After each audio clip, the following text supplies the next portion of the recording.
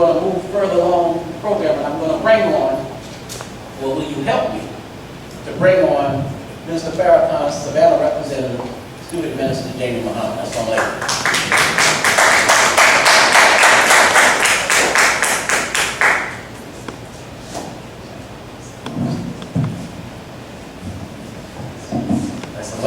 Walaikum salam, sir. In the name of Allah, beneficent, merciful, there is God is but one, regardless of name, language, culture, or religion. And we say that one God made himself known to us, the person of Master Darryl Muhammad, is a great Mahdi. We thank him for his coming and raising that Jordan-born black man to the position of eminence, who we now recognize as the exalted and risen Christ, the most honorable Elijah Muhammad. And we thank those two for leading in our midst. Divine leader, teacher, and guide in the person of the Honorable Minister Farrakhan. It is in that name that I'd like to greet you again, dear family, with the greeting words of peace. Assalamu alaikum. Walaikum salam, sir. Y'all feeling all right today? Yes, sir. I know it was raining a little bit this morning, but that's all right. That's right. We need the rain just like we need the sunshine. Is that right? That's right. We thank God for some rain. That's right. I'm excited to be here today. As you all know, we have our guest minister visiting with us again from the city of Macon, and he's trying to do an extraordinary work here in the city of Savannah. As we prepare now, in just a few days, we're going to be getting on the airplane. Thank God that TSA is back to work in full force and they're paying. Is that right? That's right. And the air traffic controllers, we're getting ready to go to Chicago and be with the Honorable Minister Farrakhan at our Savior's Day convention. So we're very excited about that. But as we look out on the horizon for black people in America, you know, we are coming into an election year, 2020, and that's the national election, is that right? Yes, sir. So we have people from the Democratic Party who are jumping into the race. Yes, sir. We got a lot of people that are jumping into the races, and then, you know, when this happens, we start listening. We put our ear to the street to see who's going to be addressing the concerns of the black community. That's right. But in 463 years of being here in America, nothing has really changed with a black man and black woman. Is that right? That's right. We got a few more degrees, and we got some big jobs, and we got some fine automobiles, and we carrying nice handbags and wearing nice shoes today. But still today in 2019, after 463 years of our sojourn here in America, we still wear the slave master's name. Is that right? Yes, sir. That's right. Think over that. And after we came coming up from slavery today in 2019, black people in America own less farmland than we did coming out of slavery. Is that right? Yes. So we have turned into a nation of consumers instead of a nation of producers. Even though we have all these degrees, we make all this money, we got fine homes, we got black mayors and black doctors and black judges and black lawyers and black this and that. And we even had a black president. That's right. But we didn't see the condition change on the ground in the neighborhood and in the communities in which we live. Is that right? That's right. Pookie still doesn't have a knowledge of himself. And he's going after Ray Ray as if Ray Ray is his open enemy. Is that right? Come on. Shaniqua and Tuniqua is fighting each other. Is that right? That's right. And look at each other, they call each other the itch with the B on the front. Is that right? That's right. And don't look at one another as a sister. This is in 2019. Yes, sir. After all this education we got, That's right. it's time for black people to turn over the new leaf. That's right. Yes, sir. And the very thing that we have not tried by and large is the teachings of the most honorable Elijah Muhammad. Come on now. Under the administration of the Honorable Farrakhan. Yes, sir. We'll look at it, we'll listen to it, but we need to carefully examine and piece it apart and see how, and try it on and see if it works for us. That's right.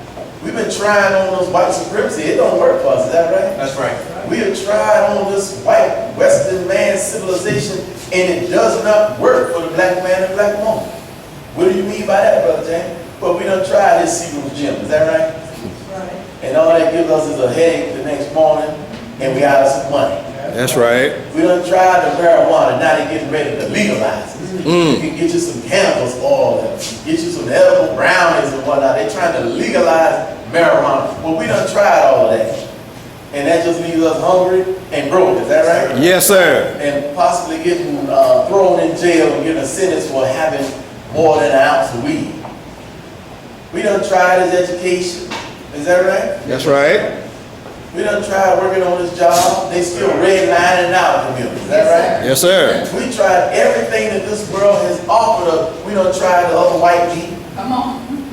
That's right. Come on. We tried to have done Yes, sir. Yes, sir. everything that it has on. But what we have not tried as a community, I'm talking 40 to 50 million, is we haven't tried on the garment of righteousness. We haven't tried on the teachings of the Honorable Elijah Muhammad and see how that fits the black man and black woman. I tried it about 22 years ago. Yes, sir. And it took me away from being a Negro, a nigger, a coon, a shine. It took all that away from me.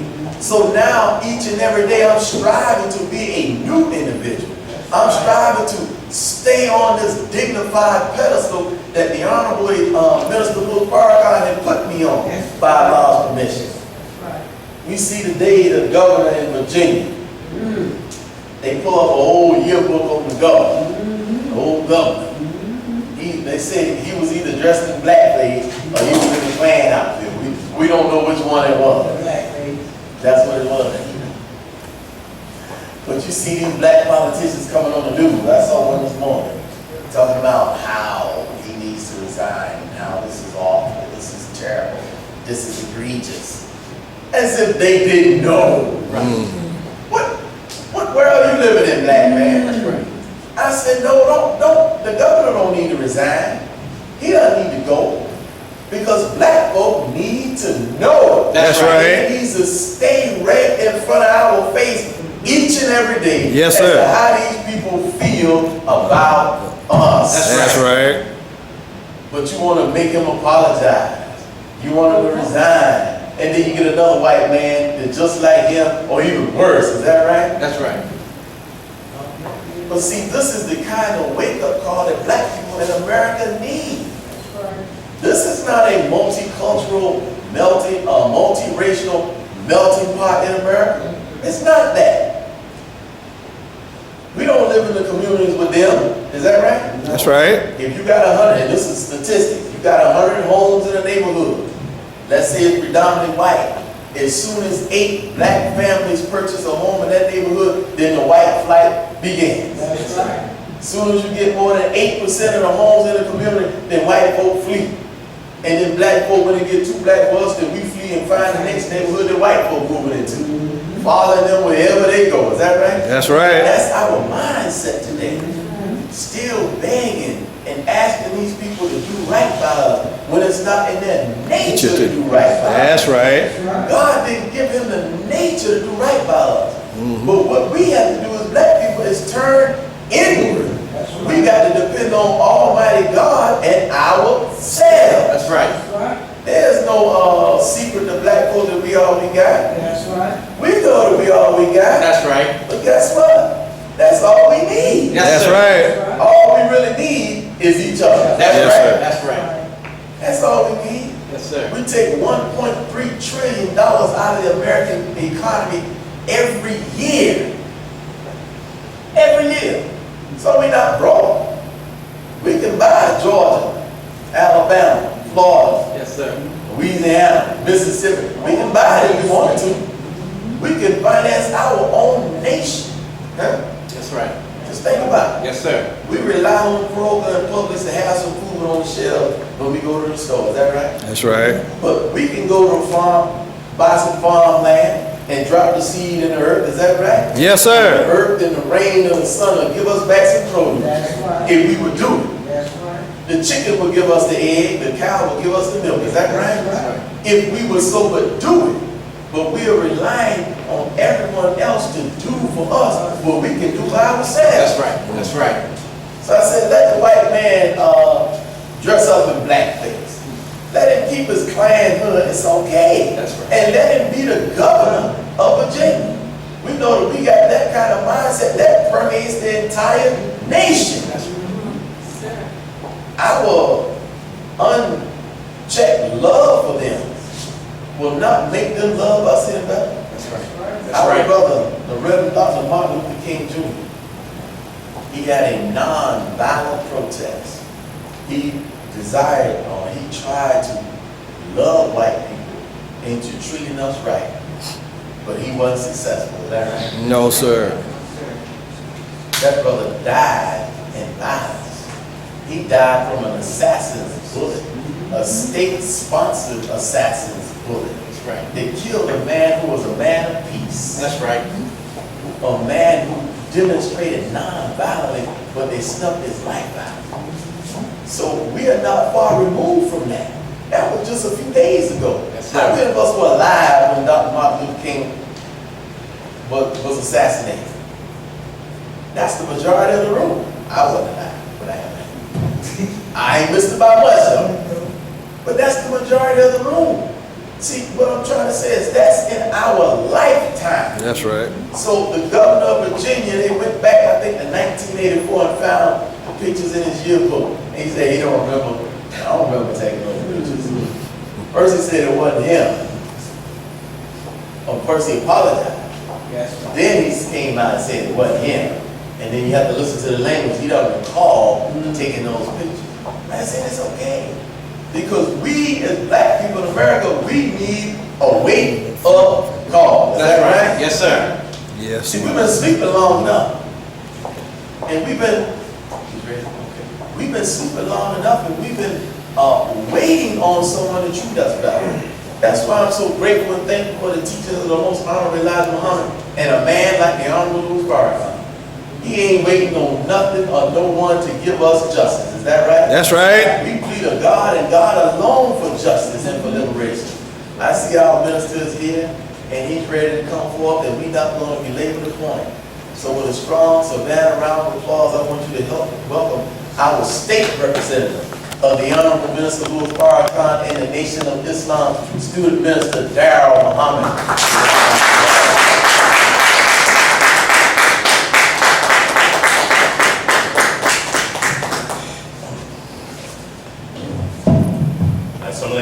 Walaikum salam, sir. In the name of Allah, the Beneficent, Merciful, we give him praise and thanks for his goodness and his mercy.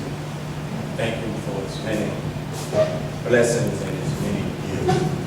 The greatest gift being the gift of divine revelation.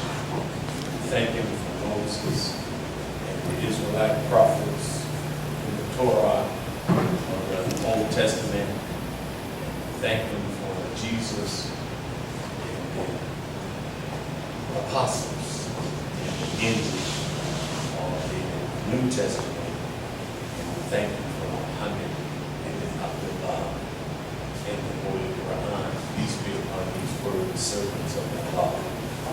I am a student of the Honorable Minister Louis Farrakhan, and we could never thank Allah enough for his intervention in our affairs in the person of Master Muhammad, raising up in our midst a divine leader, teacher, and guide in the person of the most honorable Muhammad. But we could never thank them both enough for leaving in our midst and serving this honor, this divine reminder in our midst today, our brother, the Honorable Minister Farrakhan. It is in their name I would like to greet all of you once again with the greetings of peace of Assalamu alaikum. Walaikum salam, sir. If we could, Brother Jamie and Brother Anthony, for Brother, as skeleton crew as we can get the security. Let everybody else come in, have a seat, sit down, make it tight. And as skeleton crew as we can, so that we can get everybody else coming to have a seat. But once again, it gives me a great joy and honor to be back in the city of Savannah. I know again to the believers I'm becoming a familiar face. I have been here with you more than I've been at home in my own city and making this trip between Macon and Savannah. Lakeland and Augusta was there, we believe was there last Sunday. Back with you this Sunday. And I think I'll be able to take a break at home next Sunday. And then the following weekend, we'll be back to Chicago. In that cold weather, I hope it's gone when we get there. And for our annual Savior's Day, probably a week or two after that, take another break at home, and I'll be back on the road again. So, Savannah, we have an objective, and our objective is to become a mom. That's right. And I'm not letting it go. That's right. He ain't letting it go. And y'all can let it go. No, sir. But Brother Sharif gave me an assignment, Right. and he wanted us to help get 2 cities in the state of Georgia. And as I said, it's Savannah and Augusta is the closest. And we're gonna make our word bond. That's right. So if I have to go get my stick, Go ahead, Dick. yes, and visit every little nook and cranny in these places around here. That's right. To beat us out the bush. That's right. And get us to come on out and let's be what we came to be. That's right. Then that's what I'm gonna do. So I won't be your student minister, but I definitely will be your assistant minister. That's right. For a couple of months. All right. Until we can achieve the objective. And I thank Brother Wayne and Brother Darren who come with me, and Brother George. Protocol has been in there, it's a sacrifice for them, putting their truck on the road, and just, we're gonna make it happen. Yes, sir. So, you know, I'm never deterred by the number of who's here, who's not. Yes, sir. Not me. I'm gonna teach like we got 10,000. That's right. Hopefully I can say something that will help us do that. Now, come on, Sister Iman, calm down. Y'all close these rings down. I fuss about this in May. Come on down there. It ain't like we finna fight 10,000 people outside. Come on, if they can come on, come on. I don't care if they don't have on the white, let them feel it. When I first came in the mosque, listen, when I first came in the mosque, it was, there you go, Richard, thank you. When I first came in the mosque, we were taught to keep it tight. That's right. Is that right? Yes, sir. When you go to, if you ever been to a football game, when the black school played white school, if you look on the black side of the bleachers, black people be all scattered out. And it shows you subconsciously that we are broken apart as a people. But when you look on the white stands, white people be right there together. They are right on top of each other. And when they cheer for their team, even though they may not have as many as the black people scatter out, they have more of an effect with the noise when they are united and together, as opposed to black people spread out all over the place. Well, one of the things that Mr. Muhammad wanted to do was make us a family. And did I say something wrong? No, sir. Was to make us brothers and sisters. That's right. Is that right? That's right. And everything that we do, if you watched it, it was, even though it appeared to be ritualistic, it appeared to be symbolic, it was all about trying to put that in our mind of becoming brothers and sisters. That's again. right. That's right. So when you come into mosque, we make you sit close to your brother That's right. or your sister. Shoulder to shoulder, knee to knee. And if somebody got up, we close ranks. That's right. That's right. Because it was always about keeping the ranks tight. Is that right? Yes, sir. No holes in the wall. That's right. So we want to make sure there ain't no holes in the seat. So Dr. Collins, me and Brother Prince were just talking about him. He talked about the psychology of our people when you're at speaking events. Now, when Dr. Collins was with us in good, he was a general. Yes, he was. And I mean, and couldn't nobody teach like Dr. Collins. That's right. And I mean, my mother used to love that man. She used to love that chocolate ball headed man. That's right. And she was a heavy Christian, but she loved that man. And one day they had a graduation at Blackstone Academy in Atlanta, the first one. And we didn't know who the guest speaker was going to be, and she was with me. And lo and behold, Dr. Carter came from behind the curtain. Yes, sir. And my own, that's him right there. That's my man. But one thing Dr. Collins taught, even in the psychology of this, he said, if you got an arena and you put out 100 chairs and then don't but 15 people show up over 100 chairs, he says it does a psychology, it works with our people's psychology. Yes, sir. He said, man, wasn't nobody in that joint. That's right. He said, but you can take the same space and just put enough chairs to seat the people there and put them together. He said it will create energy. Yes, sir. And when the people leave, they say, man, that number was packed. The That's people right. fired up. Yes, sir. Yes, sir.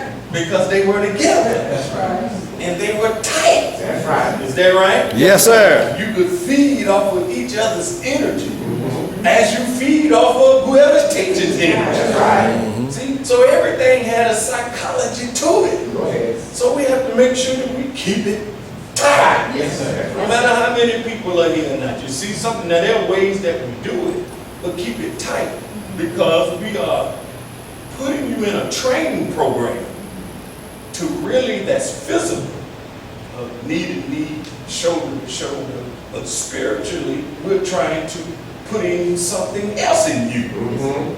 Because we cannot go anywhere without true brotherhood. That's right. We cannot go anywhere without true sisterhood. That's right. And if we don't have true brotherhood and true sisterhood, then we don't really have a family. That's right. And the enemy has always tried to keep us away from being a family. That's right. Now, why do you need true brotherhood and true sisterhood? I didn't know how I was going to get into what I'm going to talk to about today, but this is getting into it. And I kind of got it as I was talking to the believers in Augusta last Sunday. Yes, sir.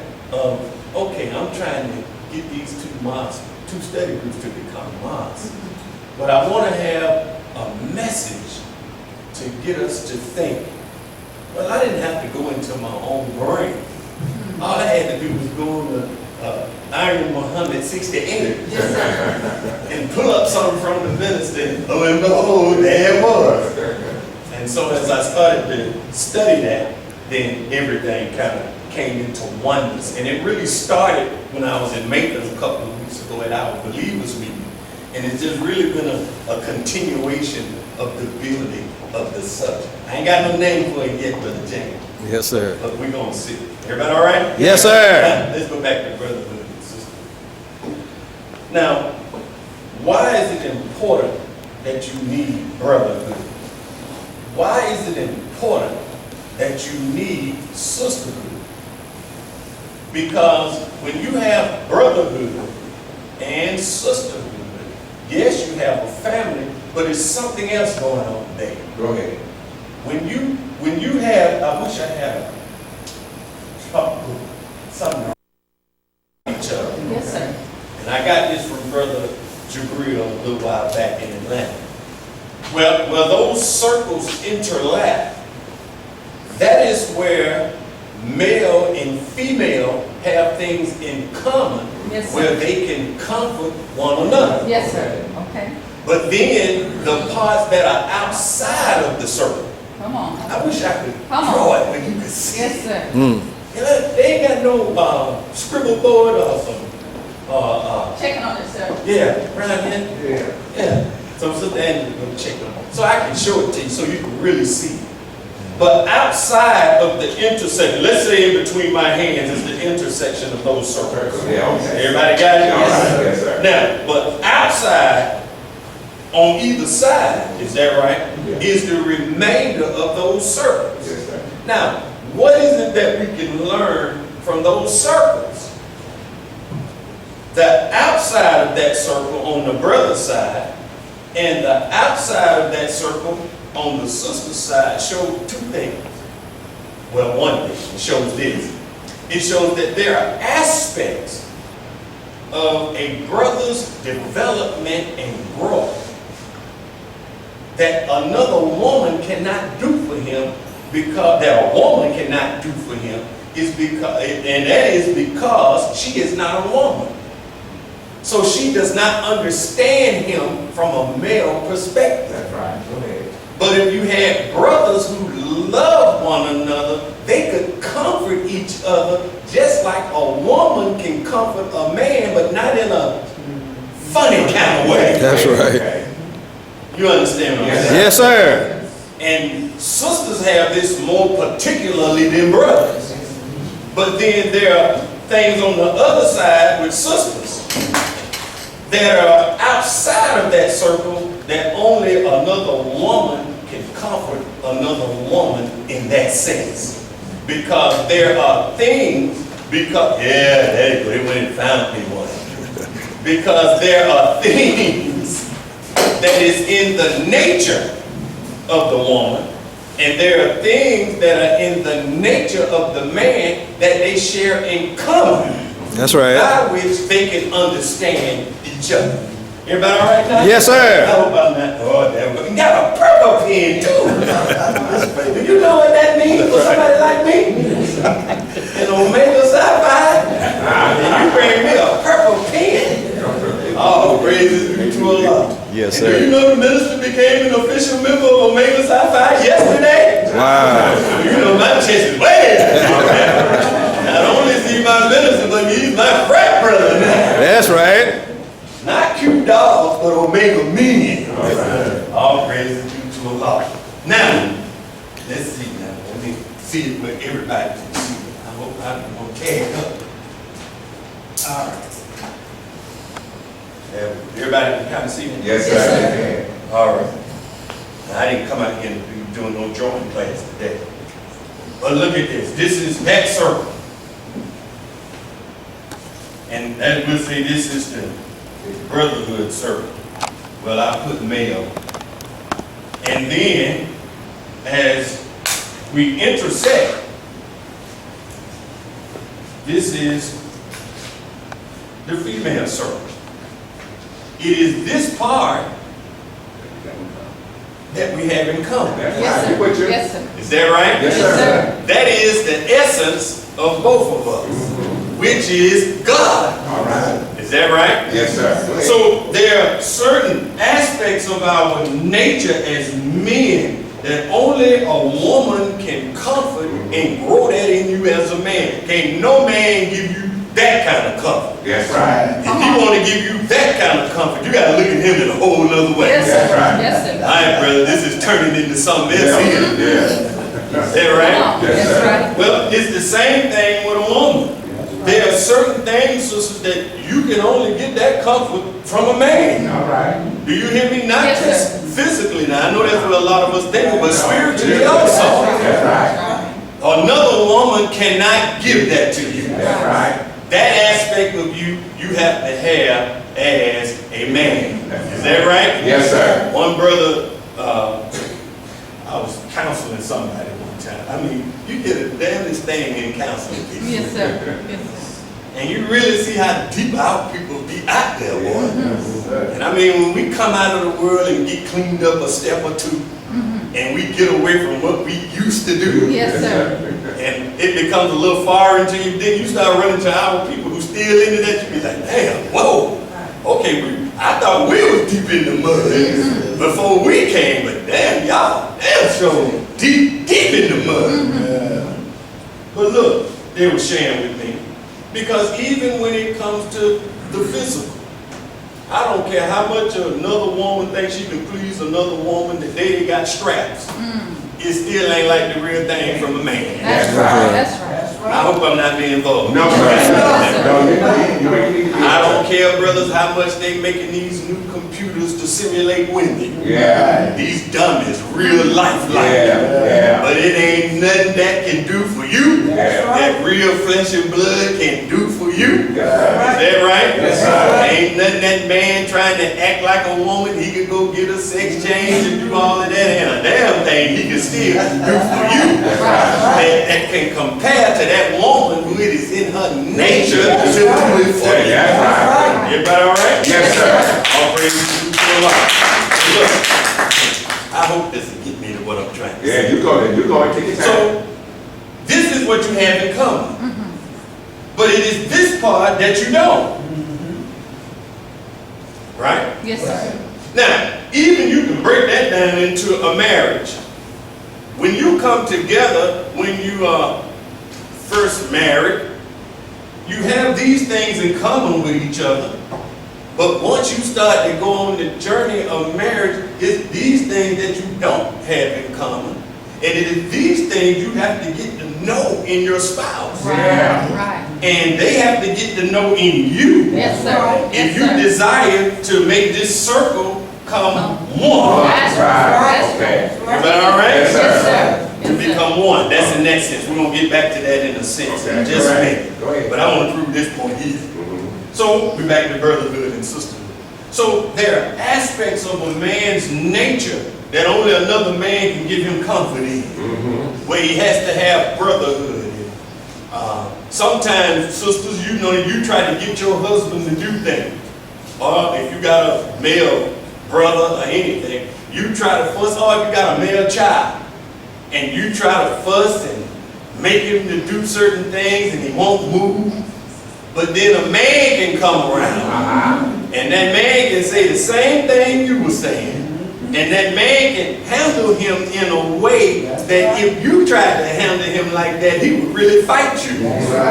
But if a man handle him like that, who he know loves him and put it to him, he can take it. Yeah. Because it's coming from a man. That's right. Is that right? Yes, sir. So when you look at the lions, when them little young male lions start acting up, and them lioness can't do anything with them, they just roar. And here come them big boys, and them look at here, what? Well, yeah. Are you disturbing the hunters in our tribe that feed me? And they straighten them young lions out, and if they don't submit, what do they do to them? Kick them out. But the female lioness at a certain point can't do nothing with them young male lions. Is that right? Yes, sir. That's the same thing. So it's only some things that only another man can do for another man. And that's why brotherhood among the righteous is key, because we need each other's comfort. When we're struggling with how to be proper providers and maintainers of our family. And when you don't want to take that to your wife and drop that on her, you got to have another man that can bring you up, strengthen you up, who understands what you're going through, because he's trying to be a provider and a maintainer too. And then he can give you comfort and he can strengthen you. Is that right? Talk to you like you need to be talked to. Where you won't take your wife talking to you like that, but you can take that man talking to you.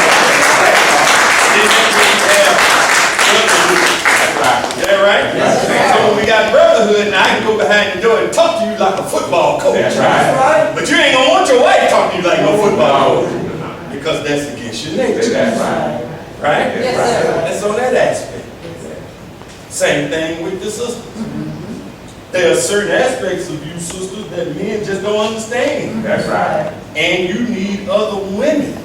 See, your husband can't tell you nothing about having no baby. No.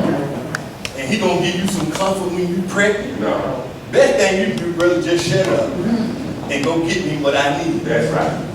But other women understand that. That's right. Other women understand the struggle of pregnancy. Other women understand even this, the burden. I ain't gonna say it's a burden.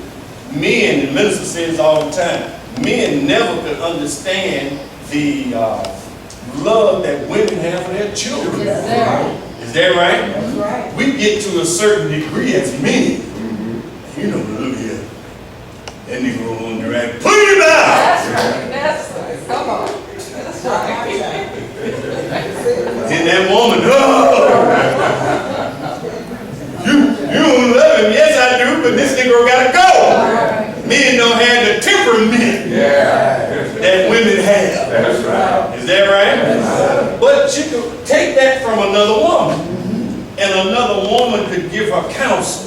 Another woman could understand her, empathize with her, and say, I know, I've been there, such and such, such and such, you're right. And I didn't want to get rid of mine, but it came to a point, sister, where I had to let my husband do what he had to do. That's right. It was not going to make him different. Now, she'll take that from another woman, That's right. as opposed to you screaming and barking.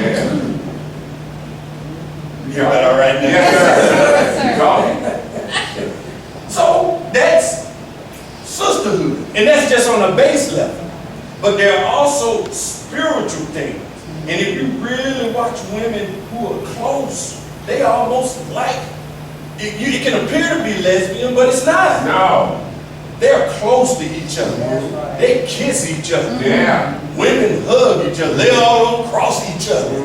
I look at my twins now. They be 16 in a few days, and they just lay all on top of each other. They just had their legs. I mean, God, dog, weren't y'all close enough in the womb? Y'all still like that? But when you see that comfort, I hope everybody see what I'm saying. So that's why you need brotherhood. That's why you need sisterhood, because there are aspects of your life that that man can't comfort you. That's right. There are aspects of your work, brother, that women just don't understand. That's right. Is that right? Yes, They sir. don't understand the burden of trying to be a black man in America. You know what I mean? That's right. Sometimes they don't get it. And they can comfort you as much as you can, but you need that man sometimes. That's right. Y'all follow me now? Yes, sir. It's like when I deal with Brother Sharif. Sometimes we get down, but I can't go talk to Sister Kim. I talk to Brother Sharif. He talk like football coach. Yes, sir. What do you mean? Yes, sir. You're right, Brother Sharif. And I'm ready to go back in the game now. Yes, sir. But my wife couldn't have said it like that. That's right. So that goes to show you, we need brotherhood. We need sisterhood. And the Bible says you can tell when you have, I'm not saying perfect, Brother Frank. When you have crossed from death to life, when there is love for the brotherhood. All right. Come on. Y'all all right? Yes, sir. And when I say there's love for the brotherhood, that don't mean we exclude the sisterhood. So it is also love for the sisterhood. And you can tell when we have crossed from death into life. That's right. Now, saying that, that'll help me to say what I'm trying to Go say. right ahead. Now, I want to use something from Minister Farrakhan. And I want to show you why we're talking about brotherhood and sisterhood.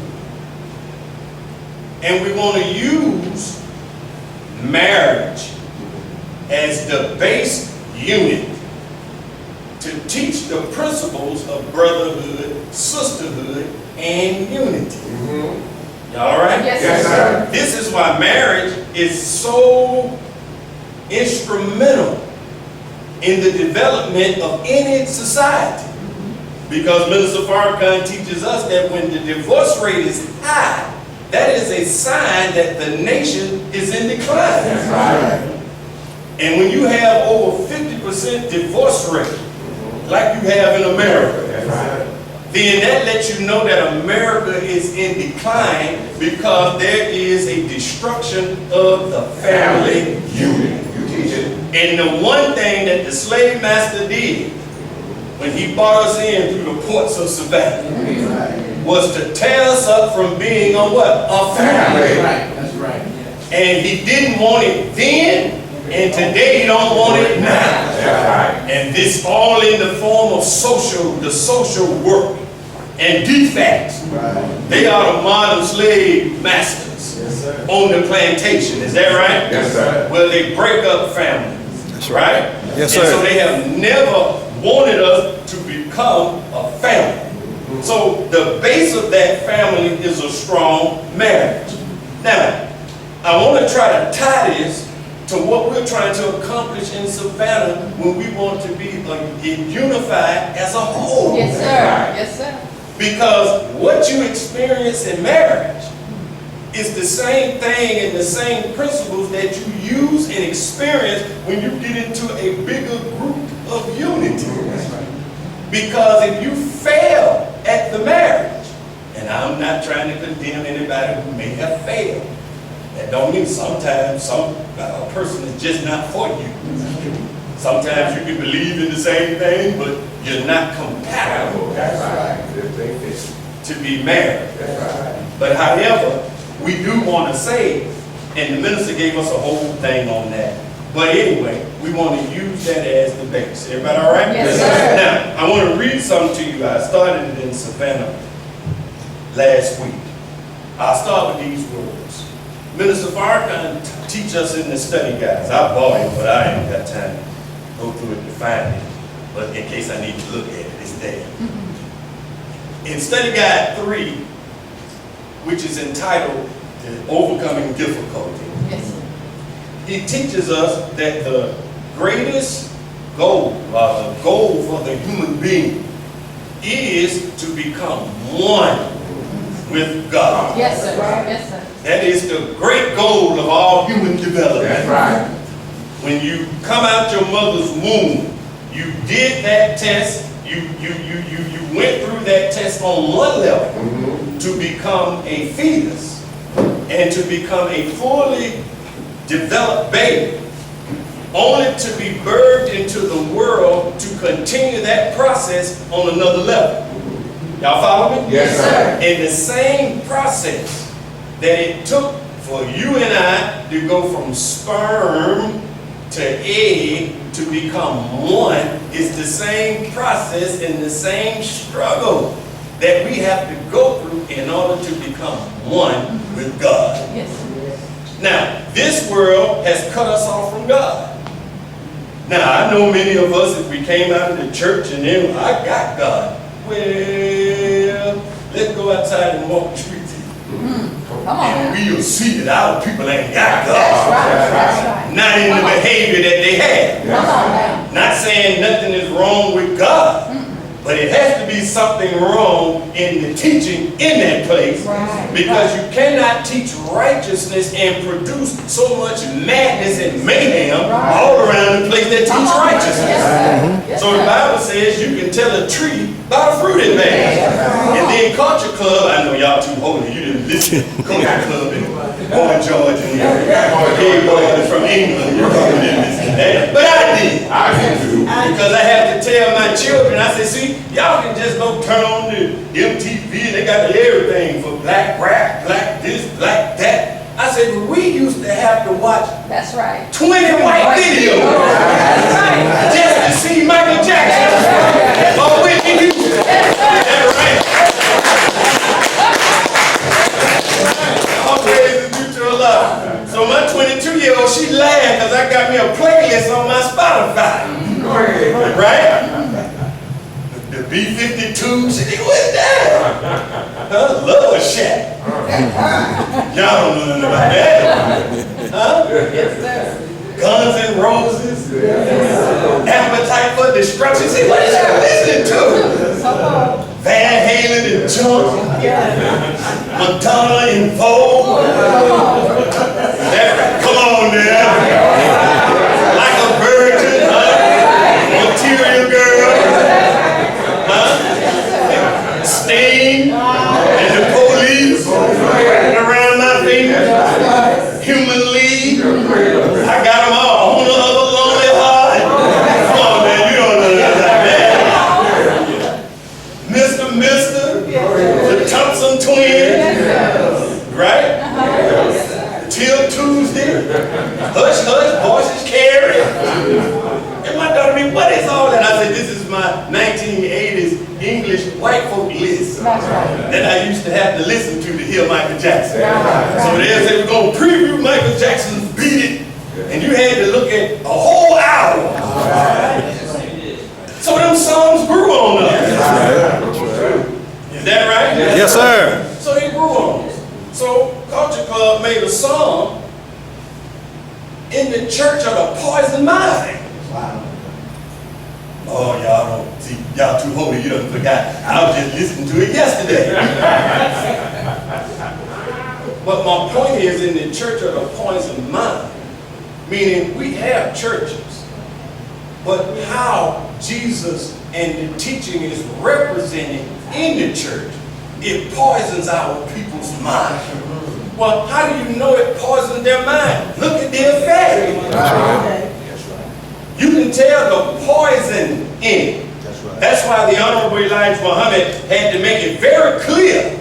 And if this is your first time, I'm going to make it very clear. He made it very clear that we believe in the truth of the Bible. That's right. He never said we did.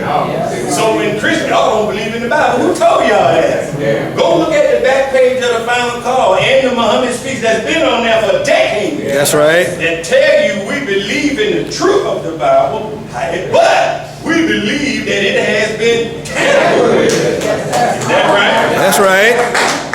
And must be reinterpreted. That's right. So that mankind will not be snared by the falsehoods that have been added to it. Oh, wait a minute, brother. How you gonna say it was tampered with? Now, this ain't my sermon. I'm trying to give you anything, get right out. But just to give you something, this is your first time to think about it. If you had your King James Version, Elijah Muhammad and the Muslims taught on it so hard, they don't even hardly put this in King James Version no more. I didn't bring mine out. But in the front of it, it talks about the King James Version. Huh? Then, and some of you might know it by heart, but it said he used to say diligently, translated, compared, and revised from the original tongue. Well, stop right there. If it diligently now, that means somebody took time. Then the next thing you want to know, well, what was the original tongue? So when people hear the name Jesus, I say, well, I heard a white man say this. He said, if the Jesus of 2,000 years ago was here, who did not speak English, and heard you say that name, he wouldn't even recognize his name. Oh, come on now. Now go get some of your old King James Version Bibles. If your grandma and great-grandmother don't pass them down. If you got one, look up Jesus and the word and the letter J is not even there. That's right. Come on. They spell it. I got my purple pen. All right. They spell it I-E-S-U-S.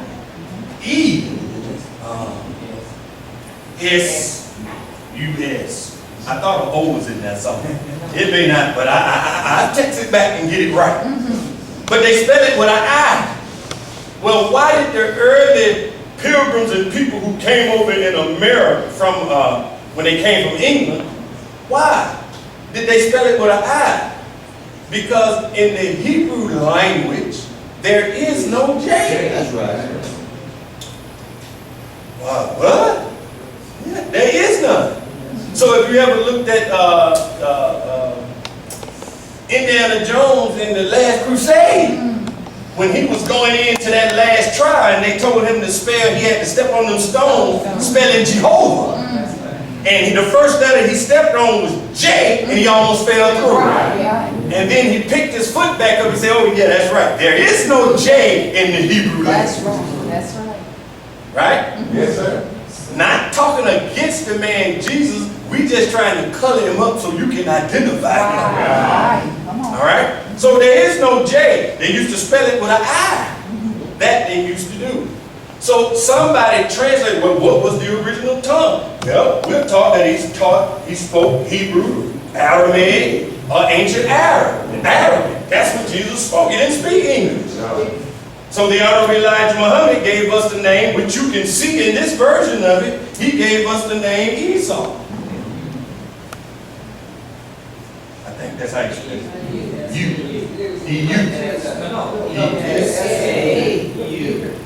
You know I went to public school now. Atlanta public school, they don't teach you nothing about this either. But you can see that name in this name. Is that right? So, when it talks about it was diligently translated and revised out of the original tongue. So that means the original tongue was not English. So we can't get caught up on y'all don't believe in the Bible and all of that, but we do believe in it, but we believe that it was tampered with. Right. See, when you revise something, That means you either add to it or what? And when you add to it and take away from it, it is no longer what? It is no longer holy. That's right. Yeah, I know somebody said the lessons is no more the same. That's the lesson. But it's no longer holy, it's no longer original. Is that right? And then you have to ask yourself, I'm talking about thinking people. Yeah. Go Who ahead. want to get outside the box of what the slave master put us in. Do you hear me? Yes, sir. Thinking people will say, well, why King James Version? Yeah. Yes.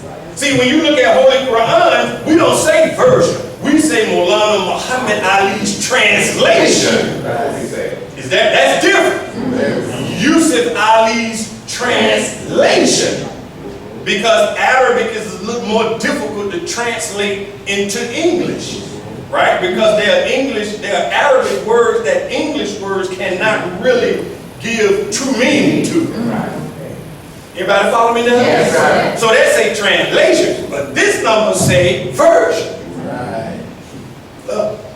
Why was it his version?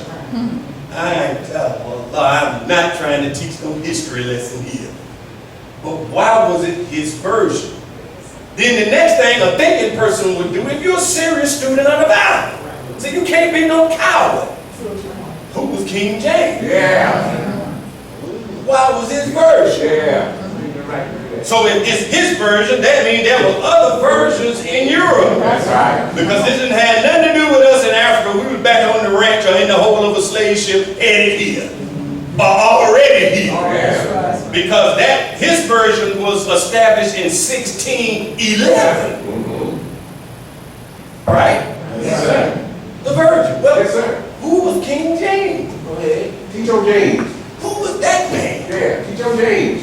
It's for the serious student. Mm-hmm. We didn't, well, I'm not saying no truth, Mm-hmm. but we got to see where it's been tampered with. That's right. So when you look at King James, according to the history, Teach your James. he was King 1, James 1. I think they changed it to James 6, or he was vice versa. But look at this, what they said. He was not a man who was interested in women. No, he wasn't. Only for the appearance of him being the king and him having a queen. Right. Come on. They say, but he had interest in little boys. Right. Yes, sir. Oh, come on now. Yeah. How can a man with that kind of perversion in his heart truly give you a version and think you're going to have the real deal in your hand That's right. That's right. without it being perverted some? That's right. Is that right? Yes, sir. So somebody now has to come and give it a different interpretation. That's right. Because the interpretation is just like brother here. If you don't know colors, nobody never taught you colors. Follow me now. They can say this suit is purple, Right.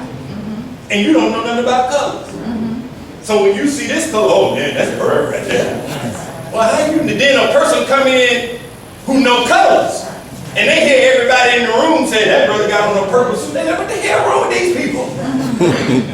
Because they know what? So he'll come and say, that ain't purple, man, that's black. And then y'all gonna raise hell, no it ain't, brother, because we've been raised since grandma.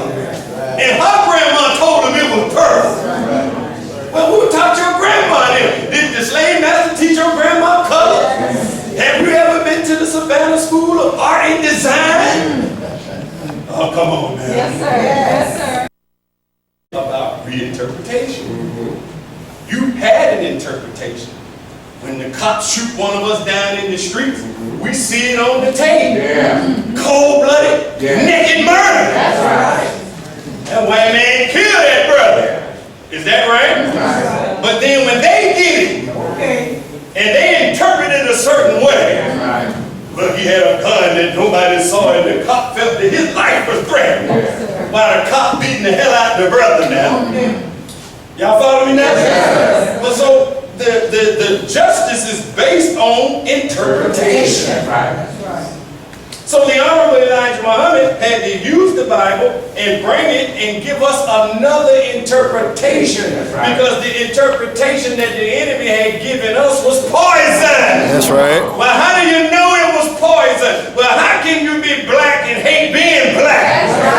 Because that means you hate the God that made you black. Is that right? And you want to be like somebody else. This is not hate teaching. If another people teach you to want to be white like them and hate yourself, then you really hate God. Because you don't like how God, they have made you to think that your black skin is ugly. And therefore, by thinking your black skin is ugly, you think God cursed you by giving you black skin. So that's a curse, a poison. How could you read the Bible and it don't teach you to love yourself? And teach you to love your kinky hair and your thick lips and your thick nose and your beautiful build? Is that right? How could you take a religion that don't teach you that kind of love? How can you take a religion that don't take you to be unified among yourself? To teach you to hate yourself? Well, we are the #1 murderers of each other today. So how, if I got the good book, how has it produced? Right? Any goodness and unity in us as a people. When you can see the Indians, the Chinese, the Palestinians, everybody in unity. And they probably got one church in the whole community. But we got them on every block. And we are not yet united as a people. See, that's a poison. So that means the Bible, we have to take it and reinterpret it. That's right.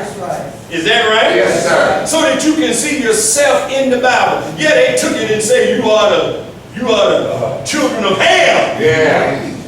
That's what he said. You black because your dad cursed Noah. That's right. Come on now. And they call it the Hamitic curse. That's what he called it.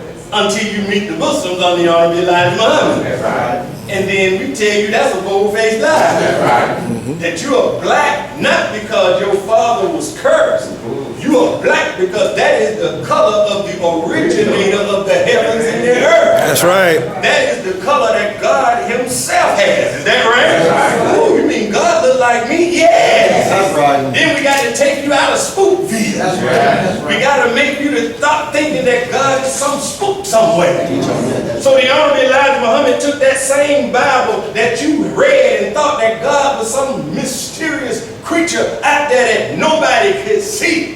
But yet in the book of Peter, I believe, or John, it says in the last day we will see him as he is. That's right. Is that right? Yes, sir. Then you go to Daniel in the book of Revelation and talk about the Ancient of Days. That's right. That sat on a throne. That's right. Is that right? Yes, sir. And he wasn't no white man. No. That he had hair like lamb's wool. That's right. That's your hair. That's right. Even if you used to have some, ain't got none like mine, but it used to be wool. That's right. Mine too. And he had feet like burnished brass in an oven. That's right. So that means the man that sat on there that you're looking for, and they refer to this character in the Revelation as the Jesus factor. That man is black. Yeah. Well, what does it matter? It matters. Is that right? Yes, sir. Because somebody done bamboozled us. right. Somebody done hoodwinked us. That's right. Somebody has tricked us That's right. to let us know that no wonder we can't find Jesus because we're looking for some white man to come back when the real Jesus is a black man like me. And we just have to learn how to stand.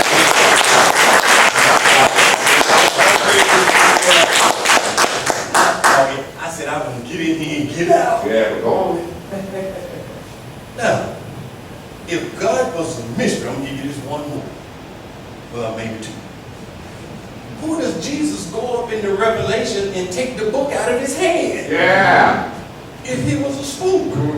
That's in your Revelation. That's right. And That lamb. that lamb Yeah. that looked as if he had been slain from the foundation of the earth. He's finished that. Then it said it was one that sat on the throne. That's right. That means he must have had a backside somewhere. What? Yeah. God, yeah. He sat on a throne. That was physical. Yes, sir. Is that right? Yes, sir. Then the book said he had a book in his hand. That's what he said. And he said the 24 elders were around him and they were wailing because there was no one worthy to take the book out of his hand. That's right. That's right. Did you hear me? Yes, sir. Does that sound like a mystery God? No. Does that sound like a spook God? No. Does that sound like a being that can't nobody see? No. That is a real living live man whom you are a direct descendant of. And if you can't recognize that God is in the person of a man, you will never recognize your own potential.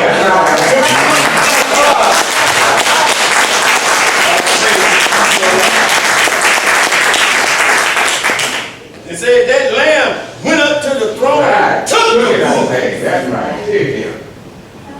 Took it. That's right. Wasn't no spook there. No, no spook. No. That was a big. Everybody all right now? Yes, That I didn't mean to get into this. Go right. Go it now. That was a being, right? I mean, she got it. So that was a being that had a book in his hand. That's right. So the Honorable Elijah Muhammad started using the Bible to beat the hell out of Christians to let you know that we got a different interpretation. And when we started to hear that as young black people, we Yeah. I done had this book all my life. And nobody never showed me that. That's right. That God himself was a man. Right? Now, when you go back to the Genesis, and I'm going to get in and out of it, what time? When you go back to the Genesis open up and it talk about God, right? Made man in his own what? Image. And what? Likeness. Now, since I'm on it, I got my phone here. We're going to go to the dictionary. Go right ahead. And we want to look up this word image. And then I'll shut this down back to brotherhood and sisterhood. I know you don't think I'm making no sense. Go ahead and make it But I am. But look at this image. This is the Bible. He made man in his image and likeness. That's right. See, that's why people don't like the food with the Muslims. You give us a word, go look it up. We're going to break it down. That's right. The messenger used to say, they used to tell him, Mr. Muhammad, why you always breaking down definitions of words? Because if you don't break them down, you don't understand what you're reading or saying. That's right. The Bible says he made it in his own image and likeness. When you look up image, it says a physical likeness, a representation of a person, animal, or thing, photographed, painted, sculptured, or otherwise made visible. So if God created us in his image, then that means he has to look like who? Us. Us.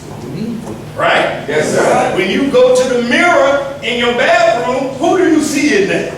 You see you.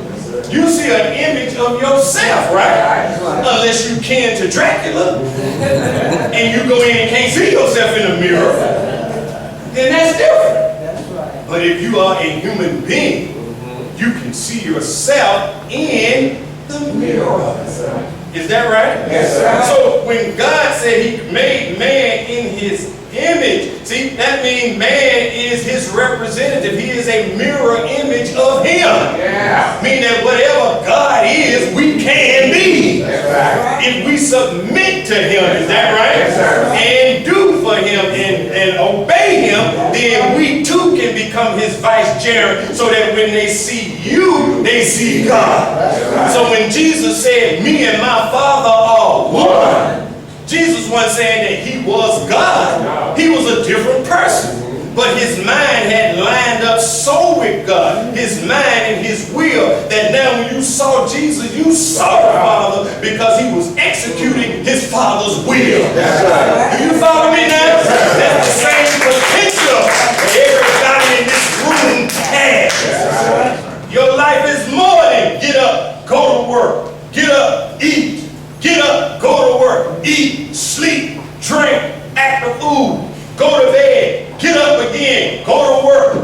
eat, drink, sleep, sometimes use the bathroom, act a fool.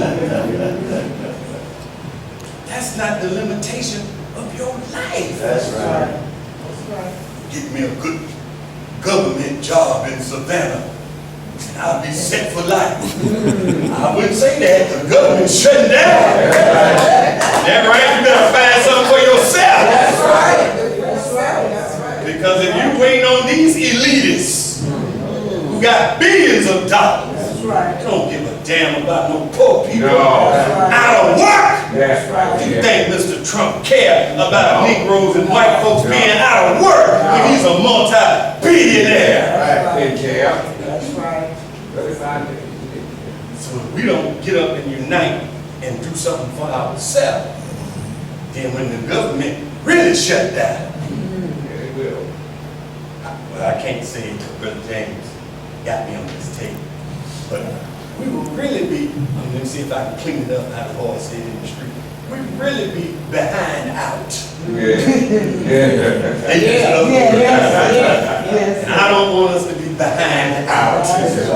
Everybody all right? Yes, sir. So that's image, right? Then, prove my point, and we'll let it go, and I get on with it. He says likeness. Have you ever looked up that word? Likeness. See, this is taking the Bible and just reinterpreting it. Not getting away from it, just reinterpreting it so it could bring you to life. So when the Christians say, yeah, Jesus turned that water into wine. Did he? Let me see you do it. Yeah. No, see, you got to be up the Holy Ghost and all right. Fine, all praise. You just see, y'all Muslims, y'all don't have it. Okay, good. Impress me, turn that water into wine. No, see, brother, that ain't what it means. Oh, you just telling me now. See, y'all don't lay hands and heal people. You see what Benny Hinn do? He lay hands, people fall out. Yeah, they fall out. TDJ, they fall out. Y'all don't do that. Y'all can't heal the blind. That's a miracle Jesus did. What miracle Muhammad did? Well, you have to be patient with us in our ignorance. Yes, sir. Good. So I challenged them at making. I said, okay, if y'all got it like that, there's a school over here called the Georgia School for the Blind. I'm like, impress me. Come on, impress me. Come on, let's go over here. I'll put you in my car. Since you're so full of the Holy Spirit. Yeah. And we full of demons. And I want you to get out this car and go and lay in hand, and these parents can stop spending all their money sending their children to these schools. That's right. You can make them see. Is that right? Yes, sir. Come on and impress me. No, see, you got to be of a certain, oh crap. Shut up, blind! Because you know that ain't what Jesus meant when he said he made the blind see. Well, what could that mean? Well, if you've been listening to me a few minutes, I done gave you a different interpretation of the Bible that you've been reading all your life. Now you hear it, that's bringing you to life. That's opening your eyes with something that you had right in your hand all your life. And now I'm bringing you another aspect of it that ain't nobody never showed you. That's opening your eyes. That's right. That's healing the blind. Well, why am I blind, Brother Darryl? You're blind because you're ignorant. Is that right? You don't know. That's what makes you blind. That's right. So you know, man, the blind man, Jesus healed him at the well. I said, but you need to really read that. And Jesus, and listen to the question Jesus asked. If the man was blind, not learn this from Mr. Lucia. I want you to just listen to me. If the man was physically blind, why did Jesus ask him this question? How do you see men? He didn't answer it back and say, well, I'm blind, I can't see men. Listen to his answer. He said, I see men as trees. Oh, come on now. So that means that man could do what? See. Come on, say it loud. See. But he couldn't see spiritually, mentally. He was blind. Then Jesus got some clay and started to rub it there with some spit. Right? Yeah. And the minister said the spittle is when a man preaches, you see the juice coming out of his mouth. Yeah. And it is mixed with truth, which is clay. Yeah. Is that right? That's right. And then he told me, look now, he put it on the man's eyes. Then he told him to go to a certain pool Yeah. and do what? Wash. What was the name of that pool? Salon. Was it Salon? Yes, sir. And go and wash. Now wait a minute, now let's check this out. If this man was physically blind, why did Jesus tell him to get up and go to the pool Yeah. and wash your eyes? See, Rev ain't never taught you like that. No, sir.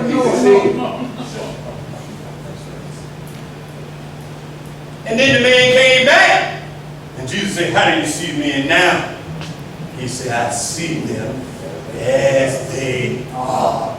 Is that right? Yes, sir. Well, what was he trying to tell us? Jesus opened his eyes. See, when you first come to the Nation of Islam, we call the white man the man. That's how we see white folks. He the man.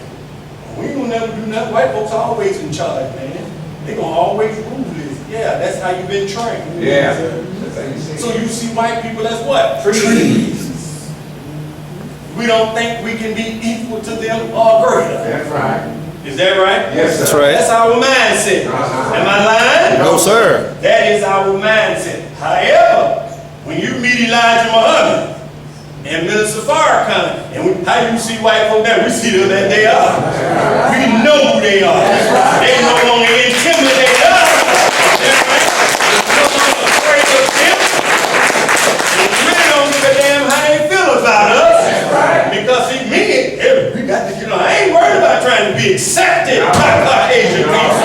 That's right. See, when you know who you are and love who you are, you're not trying to get approval of some other people. That's right. And our people work all their life trying to get the approval of white people. That's right. Is that right? Yes, sir. So when the governor in Virginia now they raising hell, go back to 1984 and find him with a Ku Klux Klan hat on, in a blackface, everybody all heard and shout and be on the TV. I'm far from that. And no, you ain't do the same devil. That's right. And I've been trying to tell you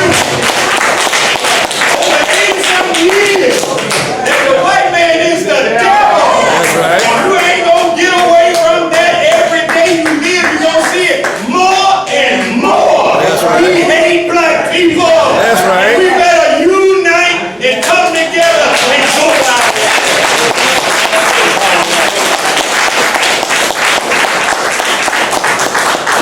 See, they thought Elijah was a fool. Yeah. And you're gonna see them get more More and more. more hateful That's right. as the days go by. That's right. I come at you. So when I look at Pope Cover, book and them, I want to be Pharaoh when Pharaoh's coming to an end. Yeah. I see who.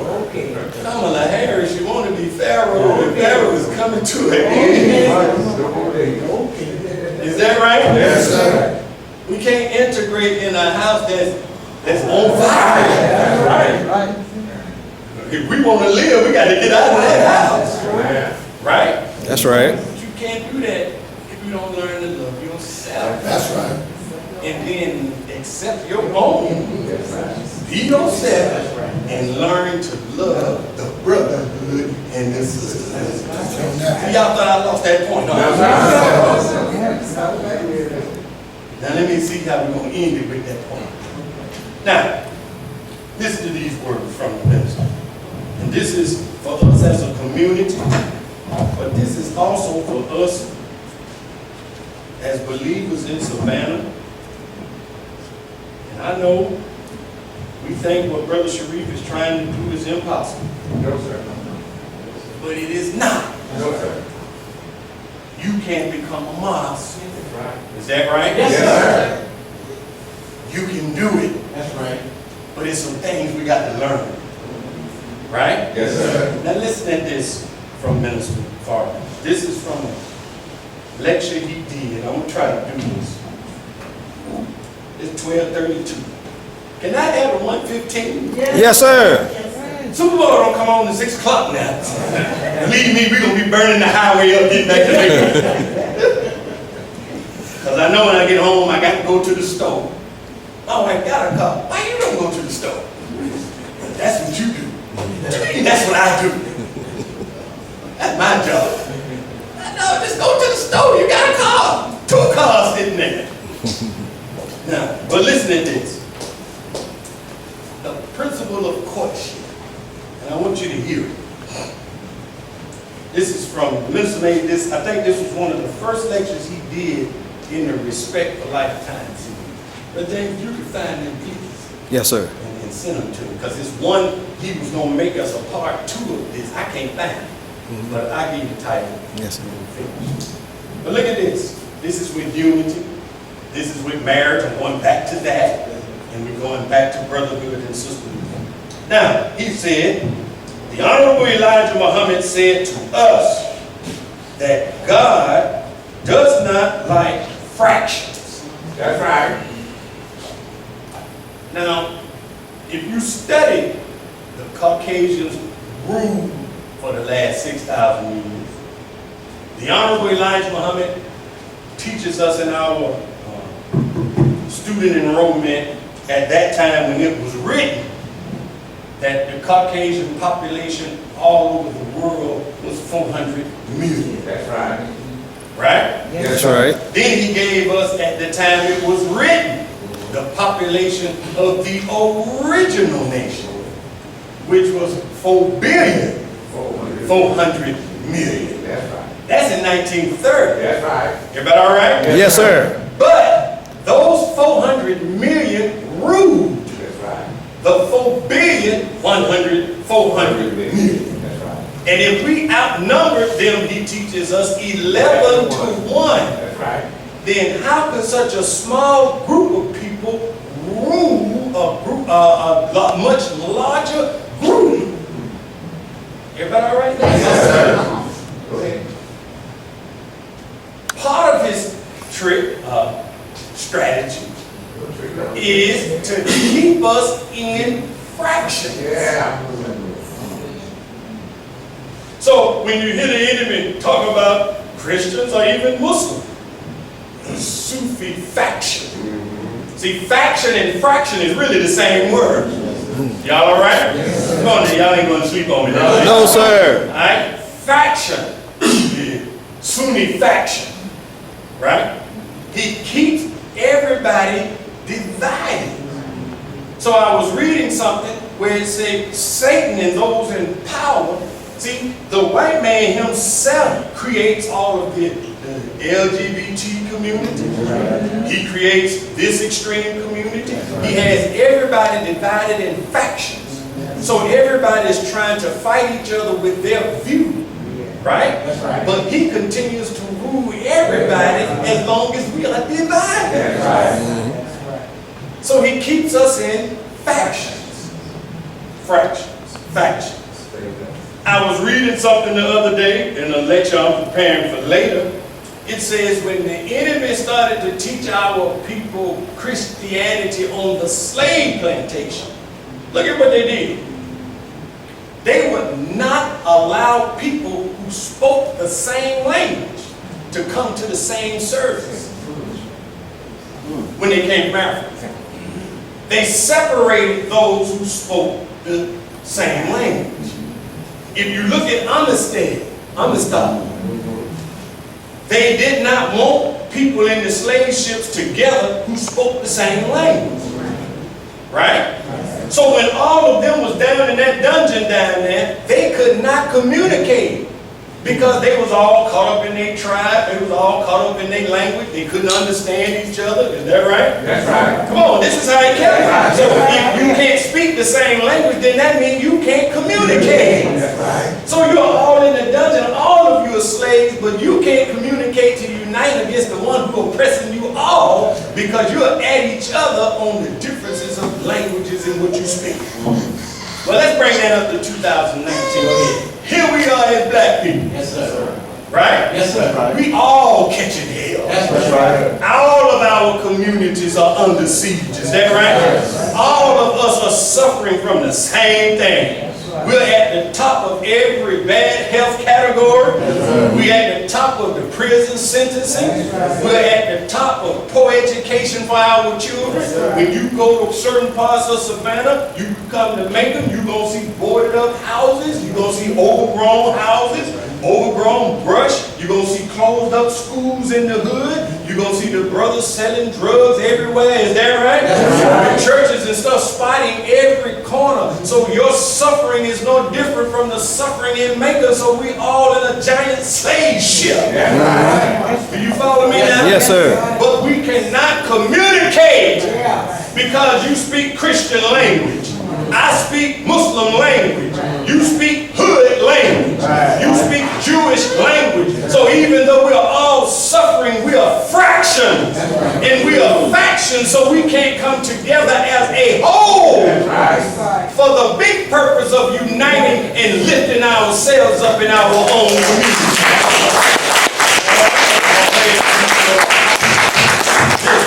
I knew I should have only got started with this at 11 o'clock. When you read the history, I'm a history buff.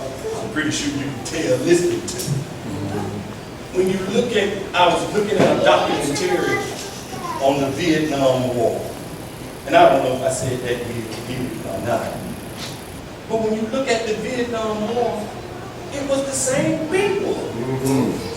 The North Vietnamese, the South Vietnamese. That war ended in 1975. But they had been fighting, listen, the Vietnamese had really been fighting since 1852, when the French came and colonized Indochina. Y'all all right? Yes, sir. They say the French were so disrespectful of the Vietnamese people that they did not even bother to want to learn the Vietnamese language. They wanted to put Paris in Vietnam. And they say many of the housing structures that you see were based on the housing and building structure in Paris. Because they wanted to supplant Paris in Vietnam. Right? And then they will always come out and find handkerchief head Vietnamese. Like we have always had handkerchief head Negroes. You get them a piece of chicken and a biscuit, and they keep the rest of the slaves in check. Right? And they said they called these people, and I didn't know this, they called them, they were French-speaking Vietnamese. So when you look at Rush Hour 3, you didn't even see the connection. Chris Tucker giving so much foolishness in there, you don't see that the man knows something now. That when they captured the Vietnamese and they was interrogating him in the room, he was speaking French. And Chris Tucker was, what kind of MF is this? This is a Vietnam, a China man speaking French. See, y'all missed that part. Everybody all right? Yes, sir. So this was the same people. Yeah. The South Vietnamese, and when the North Vietnamese and the Viet Cong kicked the French out, America came in and tried to do the same thing. Right. Is that right? Yes, sir. And they had them fighting and killing. The South Vietnamese, the North Vietnamese are the same people, but they were fighting and killing one another. And Ho Chi Minh was trying to unite, right? All of Vietnam, and they lied to Ho Chi Minh when they were supposed to have the first elections of that country. And then they established my other man because he was, listen to this now, he was a Vietnamese, but he was a Catholic Vietnamese in a population where it was 90% Buddhist. Sounds familiar, doesn't it? Sounds very familiar. But my point is, it was the same people fighting. And at the end of the day, when the white man realized he couldn't win, America deserted the people. And the Vietnamese were left there. Right? Same people. When you look at North Korea now, and South Korea, same people. Same people. Divide and what? Conquer. So as Dr. Khaled used to say, the goddamn white man. That's right. At the end of the day, it's him. Whether he's French speaking, whether he's Spanish speaking, whether he's English speaking, whether he's German speaking, at the end of the day, it's the goddamn white man. That's right. You understand me?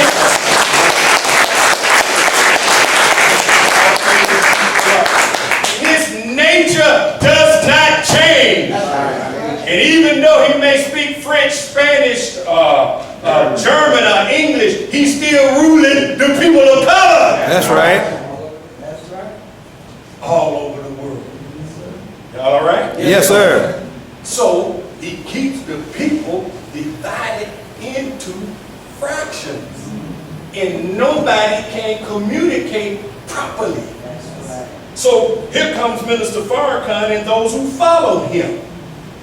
Now, we're trying to help and unite the people. How? By telling black people, look at our common suffering. That's right. We can't stay away from one another because we express God different. Give you another lesson for that.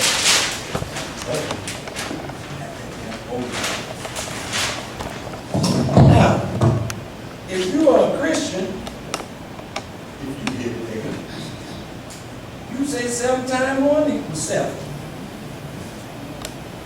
7, right? We Muslims, we like to be high-five scientists. What's the square root of 49? What is it?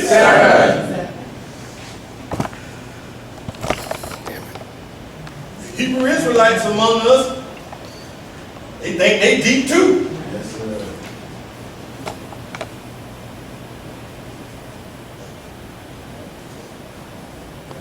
It's still 7. Is that right? Yes, sir. The boys in the hood who ain't got no God. That's right. Well, they don't say they have one. Is that right? That's right. They use 7 plus 1. 0. That's right. It still equals what? 7. It's still 7. So even though we are expressing it differently, we're all saying the same thing. Right. Is that right? So we have to communicate. And then we're expressing the mathematical expression different, but we're saying the same thing. Is that right? Yes, sir. And if we all agree, okay, we speaking the different thing, but the result is the same. So if I'm a Muslim and I clean my life up, right? Yes, sir. And I start to live for the better and live a godly life when I lived such a riotous life before I came to Islam. Even if you are a Christian, you should applaud that. That's right. Because that's a young man or woman who's living a righteous life now. They heard something down there. That's right. If you're a real, true Christian and you're really trying to follow the principles of Jesus Christ and live a righteous life, I have no problem with you. No. Because at the end of the day, you're taught to treat each other right. I'm taught to treat each other right. I'm taught to do unto others as others do unto others as I would like others to do unto me. We're taught that same principle. Is that right? That's We right. say it a little different. Want for your brother what you want for yourself. Right? A Muslim is not a Muslim until he wants for his brother what he wants for himself. But I want peace. Is that right? I want to be done right. You say it in another way. Do unto others as others do unto you. But we're saying the same thing. And if you live your peace and I live my peace, meaning I ain't disrespecting no human being, then you and I can be together. Even though we might express God different, but we're saying the same thing. Y'all follow me? Yes, sir. So the enemy never wants you to see the oneness in your uniqueness. Come on now. He always want to keep us Divided. divided. Everybody all right? Yes, sir. Oh, boy. Oh, me. Well, you're going to see a lot of me here the next couple of months. Yes, I'm sir. going to be the assistant minister. Yes, sir. Assistant, Brother Assistant. So I want y'all to come out. Now, look where I got all y'all here now. But they may not all be here with you. But I'm like Esther. You ever seen the Sanford Sun when Lamont and Ronald and Fred was in jail for going to that porno place and they arrested them? Oh, come on. Now y'all. I fell asleep looking at it last night. I did. I was looking at this happening stuff. So anyway, it's a scene in there. Lamont called Esther to come bail him out. And Esther paid the bail. And the people said, okay, the lieutenant, he said, okay, y'all free to go now. You go. And Esther said, oh, stop right there. She said, stop right there. She said, let me get my Bible. And Reese, she said, but they free there. Listen. She said, these heathens ain't gonna stand here and listen if you let them out that Bible. I mean, let them out that jail. So keep them right there. Esther got her Bible verses. And she started reading. Right? Let me tell you what I got to tell y'all while I got off of y'all. But as we do this, listen now. I want you to support Brother James. Because he got to start teaching. His days of webcasting, that's over with to the first of the month. Come on, sharpen it up. That's right. Because the people in the South like to see a live Bible. Is that right? That's right. All you preachers, come on now.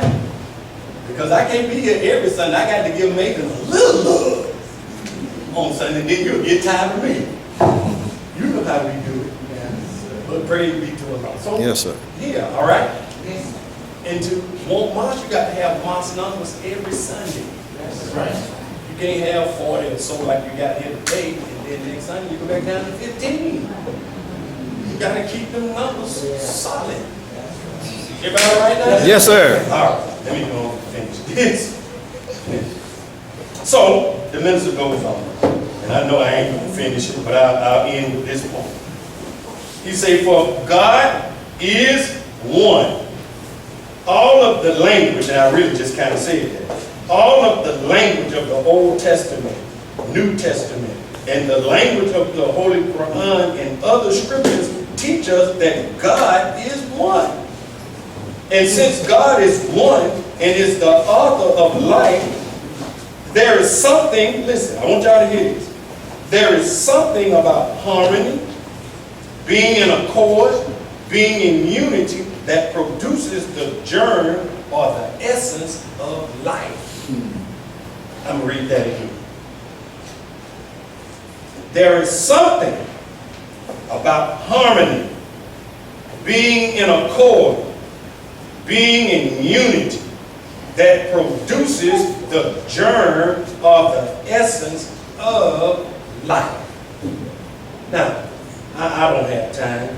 I'm going to hit it and get up off of it, and the next time y'all remind me, continue what you were saying. Now, when you're looking at the unity of a group, you have to start to study that principle when two people are coming together in marriage. Now let me read you something from Darryl Muhammad Ali. This book is The Religion of Islam by Darryl Muhammad Ali. When we first came in as Muslims, this was one of the required readings. I don't know what you young whippersnappers be reading today. We were some serious students. So and that's why I read. So when you hear Darryl stand up and start talking, that's from studying, reading, going over, studying and reading it again. But listen at this, what he said. We're talking about the institution of marriage, but it is the basic institution of unity. Yes, sir. This is what he said. Where is this? I'm going to go to this part. He said the home or the family is in fact the first training ground of love and service. Here, man and woman too finds real pleasure in the service of humanity, and the sense of service is thus gradually developed and broadened. See? You learn service of humanity starting first in the home. Because when a man and a wife come together as, well, you say I do, but that don't mean you one yet. Come on. That means you're stating your intentions to become what? One. Well, it's the same thing when we come here. I'm going to speed this up. I'm going to give you a little crash course, and we'll go deeper into it the next time. It's the same thing when you join any organization. Church, mosque, you heard me talking about Omega Psi Phi. It is operational what? Unity. Y'all follow me now? So when you come in, I want you to listen. I'm almost finished now. When you come in as two individuals. And you are stating, oh man, I was attracted to the word that I heard. And now I want to become a part of that. And now I want to become one with my brothers and my sisters in a united force. Follow me now. Everybody all right? Yes, sir. So in this form, when you join an organization, you say, I do. You remember how pleasurable it was when you said, I do? Well, it goes back to a marriage. Two different people come together and are witnessed. Just like we do when you get your ex. We bring you out front and say, so-and-so is our new ex-brother, so-and-so sister, so-and-so, and the whole place, all praise and due to Allah. That's right. Just like in a marriage when you say, now I present to you. That's right. Miss, that man that just got married the other day, Thursday, matter of fact. Mr. and Mrs. Wayne, he can't even take his slave name no more because his wife is a Muhammad. All right. Wayne Muhammad.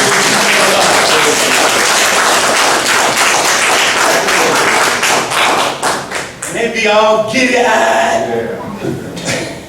But what is it stating? It is stating they're not one yet. They are attempting to become what? One. Now, Minister Farrakhan teaches us, well, let me read this one, and then I'm close with this last one. He said, it is in fact, this is Maulana Muhammad Ali, a training ground for every kind of morality. This is the home. And when you read Surah 24, when you're introduced into Al-Nur, the light, when you read the footnote of Surah 24, it talks about the home in the mosque, right? And it's talking about the two cankers of any home life. In the physical home life, the canker that breaks up a family is adultery. Yes, sir. In the spiritual life, the canker that busts up the unity of the family is slander. All right. Go read. Because when adultery is introduced, you break up the unity of a family. That's why when you read Surah 24, it talks about adultery and slander at the same time. One is physical, one is spiritual. Right? Yes, sir. So in the spiritual house, when slander, backbiting, gossiping is introduced, it starts the tearing up of the spiritual family. Yes, sir. Now follow me now? Yes, sir. And these are horrible things. Anything that break up the unity physically and spiritually of the family, God is really against it. I want you to follow me. All right, come on now. Don't look at me like I'm talking to a cow.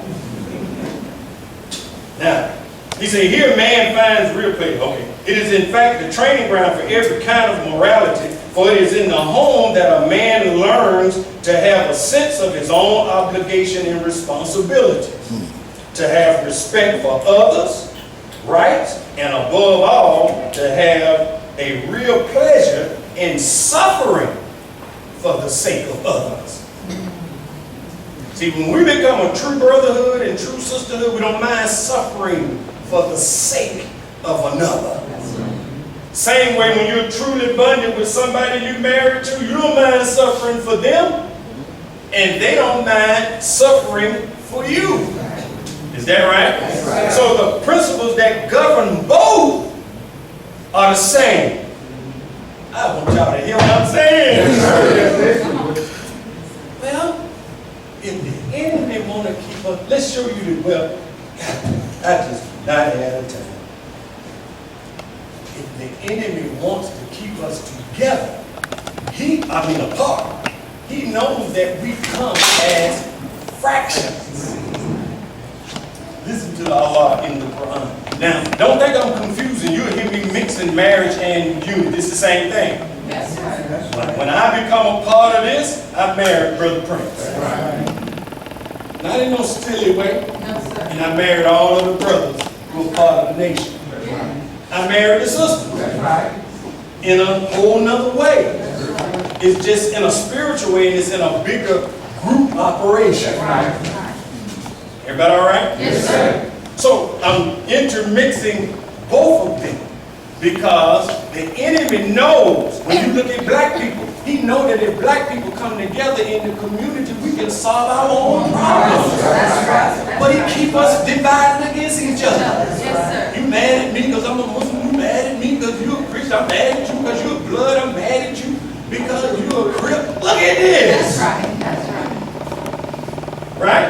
Yes, sir. So, we come as truly, I know I was going to read it, distinct as individuals. Let me put it that way. You got two people who are married, a male and a female, who have two distinct natures, but at the root they are the same. Right? It creates, in it is a joy, but in it also creates a difficulty. Because the essence of you is the same, but you also have distinct natures that are not the same. That's right. So the struggle is understanding these two distinct natures and understand how in and of themselves they are nothing. But now when they come together, they become one. Everybody follow me now? Yes, I hope you follow me. I hope I'm not losing you. Yes, sir. Now, when we come here, the Quran says in Surah 3, Brother Prince, it says, I won't read it, I can quote it, but I won't read it. Come on. Time, run it! Oh, you who believe, keep your duty to Allah as it ought to be what? I said that kind of weak. As it ought to be what? Yeah. And die not. Unless you are what? Are one in submission to God. Now, the top of that verse is quoted when you marry somebody in Surah 4, verse 1. Right? Yes, sir. All people, keep your what? Duty to your Lord. That's right.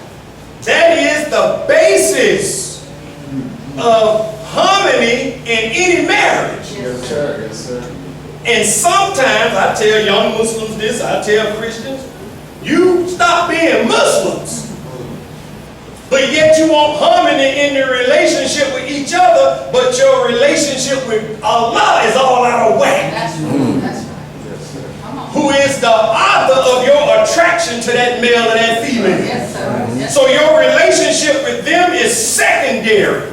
Your relationship with Allah is primary. But most of us in relationship, we make the relationship primary and make Allah secondary. And want to know why it's going to hell. That's right. Come on. You got it. That's in the marriage. Same thing with brotherhood and sisterhood. That's right. Yes, sir. If there is no commitment on the individuals to keep their duty to Allah, then after a while you're going to have a problem in the brotherhood and sisterhood, and now Satan can continue to make us into fractions. That's right. That's right. Everybody follow me now? Yes, sir. So listen to the next verse. My Christian sisters and brothers, you can dig what I'm saying. I'm using Muslim, but just tag Christian in there. Yes, sir. If I had my Bible, I'll show you the same principle. Now, it says, and hold fast by the covenant of Allah altogether, and be not disunited. That's what it said. And remember That's right. Allah's favor to you when you were enemies. That's right. Then he united your heart, so by his favor you became brethren. Now, I'm going to give you an example. Everybody all right? Yes, sir. What do you mean we were enemies? Good work. Well, the enemy had made us the enemies of each other. That's right. College educated, not college educated, sorority, fraternity, Crip, blood, Christian, Muslim, Hebrew, Israelite. Is that right? We all fight the hell out of each other. If I had never came to Islam, I would have never met a man like Brother Prince. Come on, that's right. The lifestyle that he lived before Allah saved him, and the lifestyle that I lived before Allah saved me, we would have never crossed paths. That's right. Come on. I was a college degrees man, I was a football coach, and I ran in that circle. And the people that I would have known would have been people in that circle. That's right. Is that right? Yes, sir. I would have never met some of the other people in the nation that has come from all walks of life That's who right. have no education. Is that right? Been to prison. Well, my brother, wait here. Yeah, right there. I used something he said the last time I was here. He said he went to the black man's college. All right. Come I on. was listening to him. Then he kept talking. I was sitting there, man, it's the black man college. It ain't Savannah State. Oh, spell. But then he kept out, oh, the belly of the beast, the real black man's college. Would have never met a brother like that. Because I didn't hang around people like that. Y'all follow me now? Yes, sir. So in fact, we in one term were what? Enemies. But Allah united our hearts That's right. That's right. by his favor. That's right. Do you hear me? Yes, sir. And what was his favor when he visited North America by himself That's right. in the person of Master Darryl Muhammad and raised up a Georgia-born black man? That's right. And the Honorable Elijah Muhammad, and before many of us was born, left another man in charge. right. And we know about them two through him. That's right. Minister Farrakhan, and now we're trying to clean up. That was Allah's favor. Do you understand? Yes, sir. And it was by his favor that I met Brother Prince, met Brother Jamie, met Sister Lolita, met Sister Angela, met Brother Sheldon, met Brother James. It was by his favor. Well, what was the commonality? That's right. Our love for him and the teachings of the Honorable That's right. Elijah.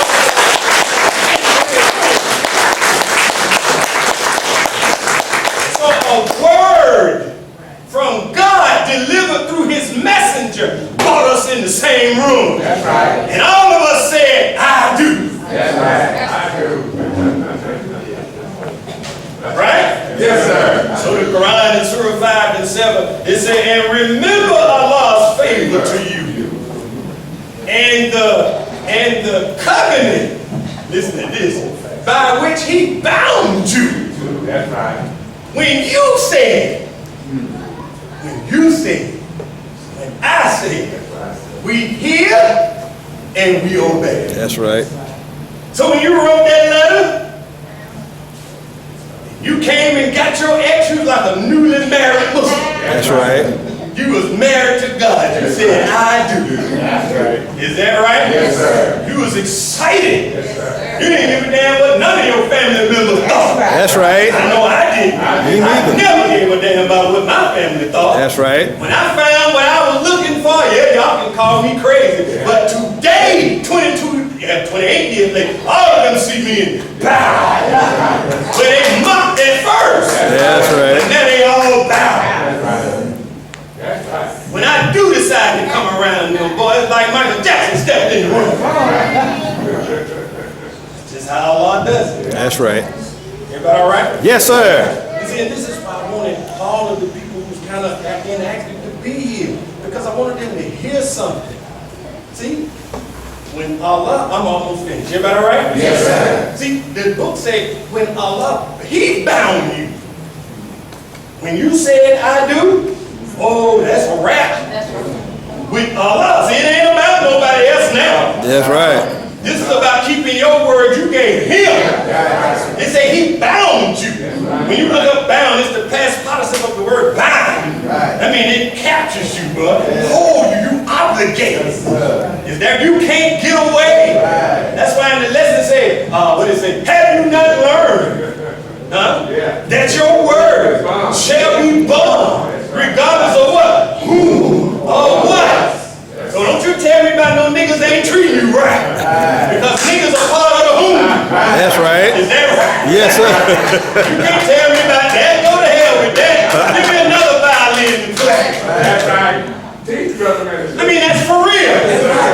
Because God is going to use niggas to try you. That's right.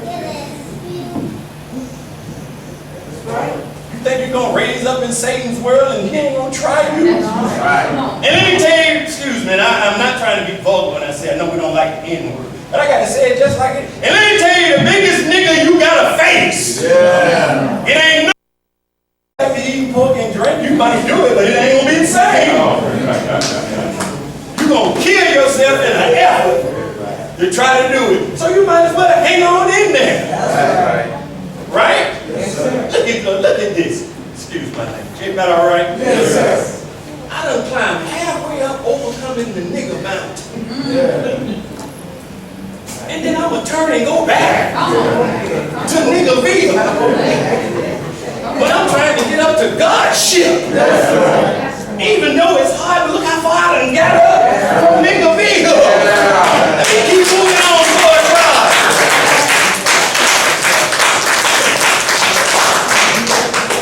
He'll get a little steeper as you go up. And when they go up Mount Everest, when they do them last 3,000 feet, it goes up sharply. Yeah, it was deep there. It's at a steep incline. And it is very dangerous. And they have to take 3-4 steps at a time and chill out. And sometimes they got to do it, and if they figure the weather's going to be bad at the top of the mountain, they got to come back down. Not all the way down to base camp. But they have to come back down to one of the levels about 24, 23,000 feet. Go look at the movie Everest. It's real deep. They have to come back down to that. Let the bad weather pass and then attempt it again. See? Sometimes you got to see the bad weather coming in your life. And sometimes you got to take a strategic step back, not away. No. This is what I said. Back, not away. I'm going to say that the third time. Okay. A step back and not Oh, wait. let it pass. Okay, we got to attempt it again. Y'all follow me? Yes, sir. So Allah holds you. If you're a good Christian and you say, Allah is my personal Lord and Savior, Jesus Christ. Yeah, you think you're just going to say that and Satan ain't going to try you? That's right. Come on. Or the Satan of self ain't going to try you? Right. So again in the Quran, Allah said, do men think Yeah. that they will be left alone by saying, we believe and will not be tried. That's your marriage with Him. Yeah. That's right. So it's the same thing in a marriage with your spouse. Do you think you're going to marry this pretty fine sister? Y'all will goo-eyed at the wedding, and you don't think you ain't going to be tried? Because sex will wear off after a time, don't it, sister? Especially if he ain't taking care of the business. I'm talking about financial, spiritual, and emotional. Damn, why we answer that so weak? Answer it, sister. Your husband oppressing you over here, and you scared to say it? Yeah, mister. Right. Shut it off. Down. No nothing. Shut it down.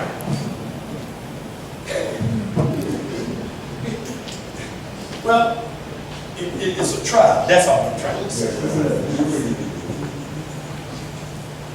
So the minister said this, I leave with this, and I'll continue this whenever I get back to this. I have to say it, it's probably in March sometime. But listen to this, I'll leave with this. He said you got two different people. Well, at the essence, they are the same.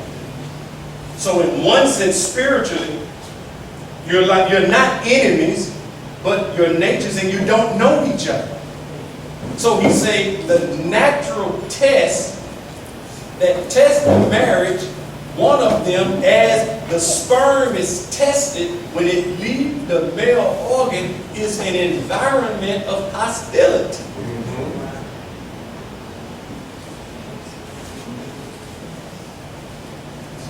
You follow me? Yes, sir. What do you mean an environment of hostility? Well, the vagina sees the sperm as an enemy. And it releases enzymes to try to kill the sperm. Right.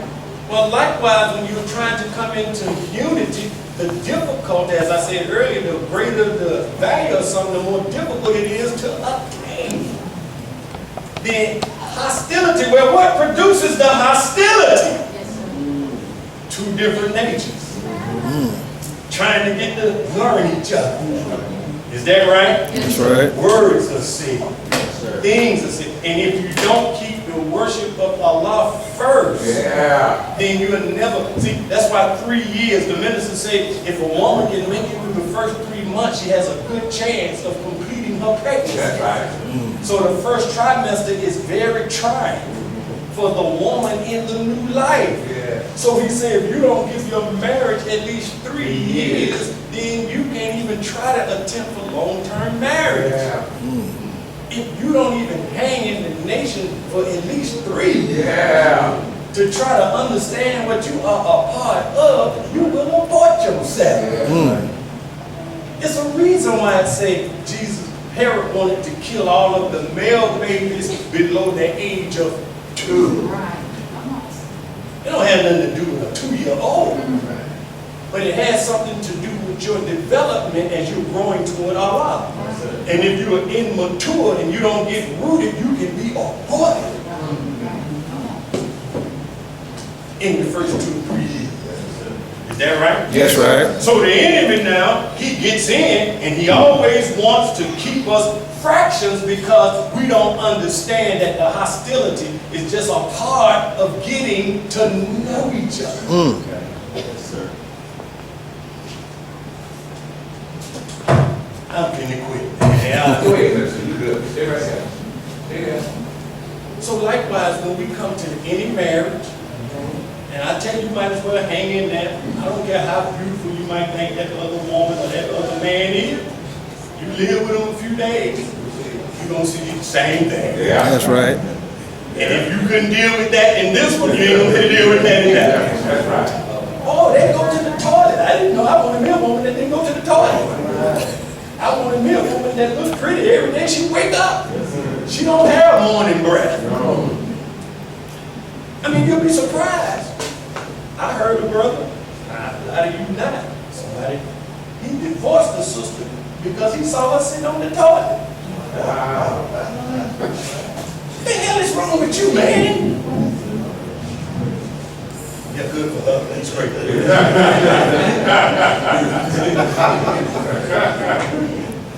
So as I close, my point is, not pick it up whenever I get back. Unity is always tested. It's a beautiful thing to have, but you got to fight to attain it. Do you hear me? Yes, sir. So the minister said the sperm in and of itself has no value. That's right. The egg in itself has no value. That's right. Is that right? That's right. It is only when they come together Go ahead, minister. that they can produce life. That's right. So you and your individual self is of no value. Do you understand me? Yes, sir. He said, so when the sperm meets the egg, he said, then you can no longer call it sperm or egg. No. You have something new now. Right, sir. That's right. Both of them have to lose their identity. Do Yes, sir. So in a marriage, it's the same way. You have to lose your identity in order to become one. Because of yourself, oh, I got this love, I'll be by myself, and there's no value. Because Allah wanted oneness. He wanted life in our community, is that right? And He wanted us to love one another because all of us express different attributes of the God. Well, how can I really get to know the God if I don't know how my brother Jamie expresses his God? It might be different from mine, but it's still God. Man, I done went 120. Y'all done got tired on me.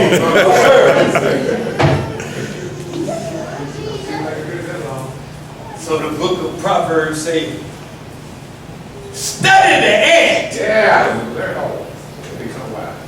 And you will become wise.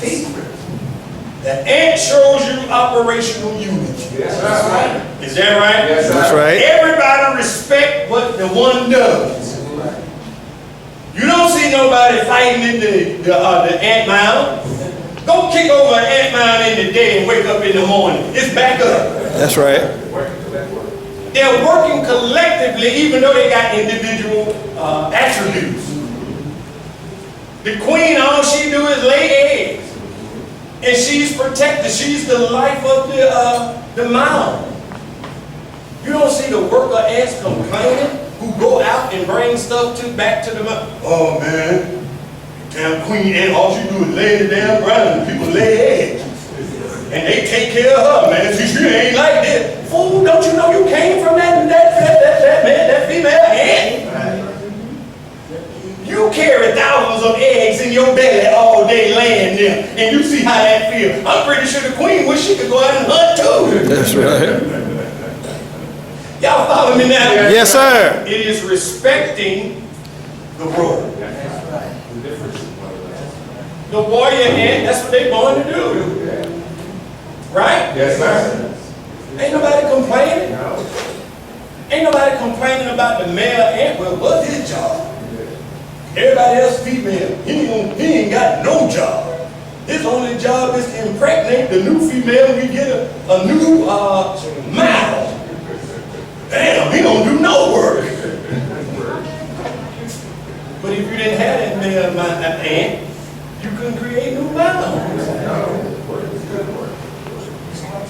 Right? That's right. Nobody is arguing about their role. Everybody has accepted their role. Well, if we want unity, brothers and sisters, I know I haven't kept it long. Thank you for staying this long. Okay? Yes, sir. No problem. If y'all want life, Savannah, you got to fight for it. That's right. That's right. It ain't coming easy. Coming together is difficult sometimes, especially with people you would have never hung out with. We can't become cliquish. What we have in common is Allah. That's right. Is that right? That's right. And let us unite on that principle and fight for life. Do you understand me? Yes, sir. Let's work the things out that we may have clashed upon. That's why Jesus had to tell the disciples when Peter told him, how many times shall I forgive my brother when he offended me? 7 times? Jesus said, no, 70 times 7. Now if you take that literally, that's 490 times. So that means you can't even fall out with your brother and sister till they done offended you 490 times. That's right. Why? Come on, y'all tired of me? No, sir. Because we all been bit by the same dog. That's right. We all been taught to hate ourselves. Right. So Paul talked about the fruits of the Spirit. If we're not long-suffering with one another, if we're not kind, is that right? If we're not loving and patient for all of our development, and all of us develop at a certain rate of speed. The minister say, all great blades of grass don't grow at the same time. That's right. He said, you plant new grass, you'll see a spot here, you'll see a spot there, you'll see a spot here, but after a while, they all come together. Is that right? That's right. You're not asking nobody in here, how old were you when you started walking? Okay, all of the 9-month walkers, y'all hang out here with me. Some of us walked at 9 months. Some of us walked at 10 months. Some of us walked at 11, 12. You like my oldest daughter, I guess she didn't have nobody else there. She didn't walk, she was 13 months. Then my 22-year-old, she never crawled. Never crawled. Walked on her all hands and feet, all fours, and one day she just stood straight up at 9 months. But guess what? Everybody walking now. That's right. Is that right? Yes, sir. You almost forget about how old they were. But that's how it is when we're trying to come together. We have to be rich. We have to have a love for God. Is that right? We have to get a deeper love for each other. That's right. And we got to realize we're not going to become united without fighting Satan himself and the Satan that's inside that wants to keep us apart. That's right. All right? Yes, sir. So I put a period in it. I believe that's all you can handle today. I got another 3 hours in it. I ain't no ways tired. But I'm going to give you a break so you can go see the Super Bowl and me too. Yes, sir. I can get back to Macon. But Sister Angela, all y'all, I tell you, boy, I praise the Lord for y'all. Y'all make that trip to Macon every Saturday. I be praise be to Allah. I mean, I have to psych myself up just to come here on Sunday. I mean, God, dog, that's a long ride. I love them in Savannah, but my God. And they do it every Saturday. So praise be to Allah. Get them around. I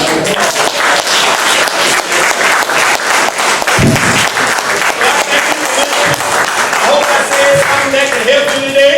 Yes, sir. You I hope certainly I said did. something that can make us look deeper. And I want us to continue to reach out to those. Because Augusta say, y'all ain't gonna beat them. And they was on fire last Saturday. When I was there last Sunday, they was on fire. Do you hear me?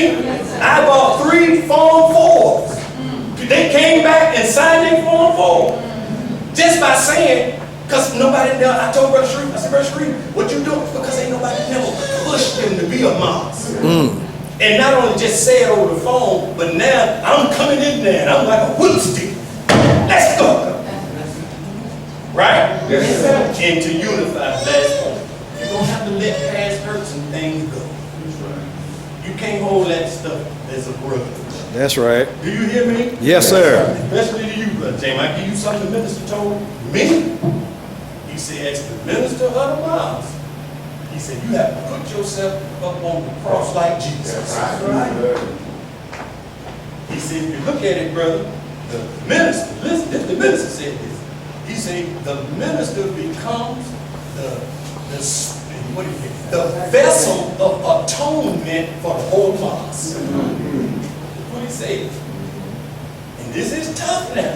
That's why all these Christians be talking about they can walk. Oh, you can't walk with Jesus. He said, why, brother? He said, you have to nail your hands on a horizontal cross, like Jesus. He said, the people in one day, I don't think he said this, they live on a dead level. So when you have to nail your hand, so when they strike you, brother, you can't strike back. So when they say mean things and horrible things and misunderstanding, he said it hurt, but you got to be like Jesus, you can't strike back. He said, then you have to nail your feet, brother, to an upright cross. He said, the believers can walk in and out of righteousness. He said, but God's representatives have to stay on the straight path. This is how he affects redemption in the people that he leads. Woo! Who can talk like that kind of man? Like, they talk like God. That's right. Listen. He said, then you have to put on the crown of thorns, brother. He said, because no matter what you do, the people mock you. Those you're trying to lead. And who you over. And then when you ask them to give you a drink of water, Brother David, they bring you some vinegar and salt. So they don't comfort you at all. So a student ministers or leaders' comfort has to be in the God. He can't get it from you. And if he's not willing to pay that kind of price, you can't stand in front of you. That's how I done survived in Macon. Because I would have shot up a whole lot of Negroes in the streets. But that's redemptive. Because the same people say, man, we treated that man so bad. That man ain't retaliated at us at all. It don't mean it don't hurt. Then when they think they done kill you, Brother Jamie, they get a spear and poke you in the side. Is that nigga dead yet? Because when you're dead, your blood start moving. They poke him in the blood, come out, bam, he's still alive. And we as student ministers, we be on the cross, don't nobody hear, Amy, Lama Sabachthani, my God, why hast thou forsaken me? That's the price of redemption. Do y'all hear me? Yes, sir. And if we want a united mass, that's the price. All of us, and you, gonna have to get up on that cross. With each other. Is that right? Yes, sir. So the minister told me, he said, brother, I don't want you to be natural. No, he said, I don't want you to be unnatural. He said, I'm not asking you to be natural. He said, I'm asking you to be supernatural. Do you know how much supernatural you have to be? One of the believers give you a hard left hook, bam! And you staggering there. Not physically, I'm talking about spiritually. Yes, sir. And you don't know where it came from and why. And you can't hit back, which is natural. That takes strength. Y'all all right? Yes, sir. That takes strength. So we have to be the same way with each other. So I guess I'll quit. So I can go pray that the Rams beat the Patriots. And I was like Tom Brady. But if I had to have a quarterback to get on my team to go all the way, he'd be the one I want. I don't want Tom Brady. Because he has a killer with a net mentality. May Allah bless you. Assalamu alaikum. Wa alaikum salam, sir.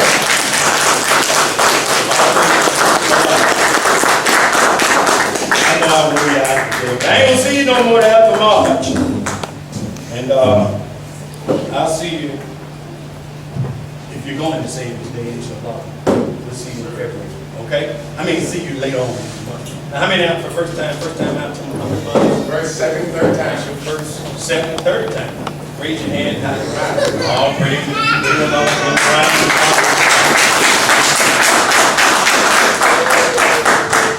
Now, how many out for your first, second, third time? Believe that what you heard today is true and good for our people. Raise your hand. All right. You can give him a hand,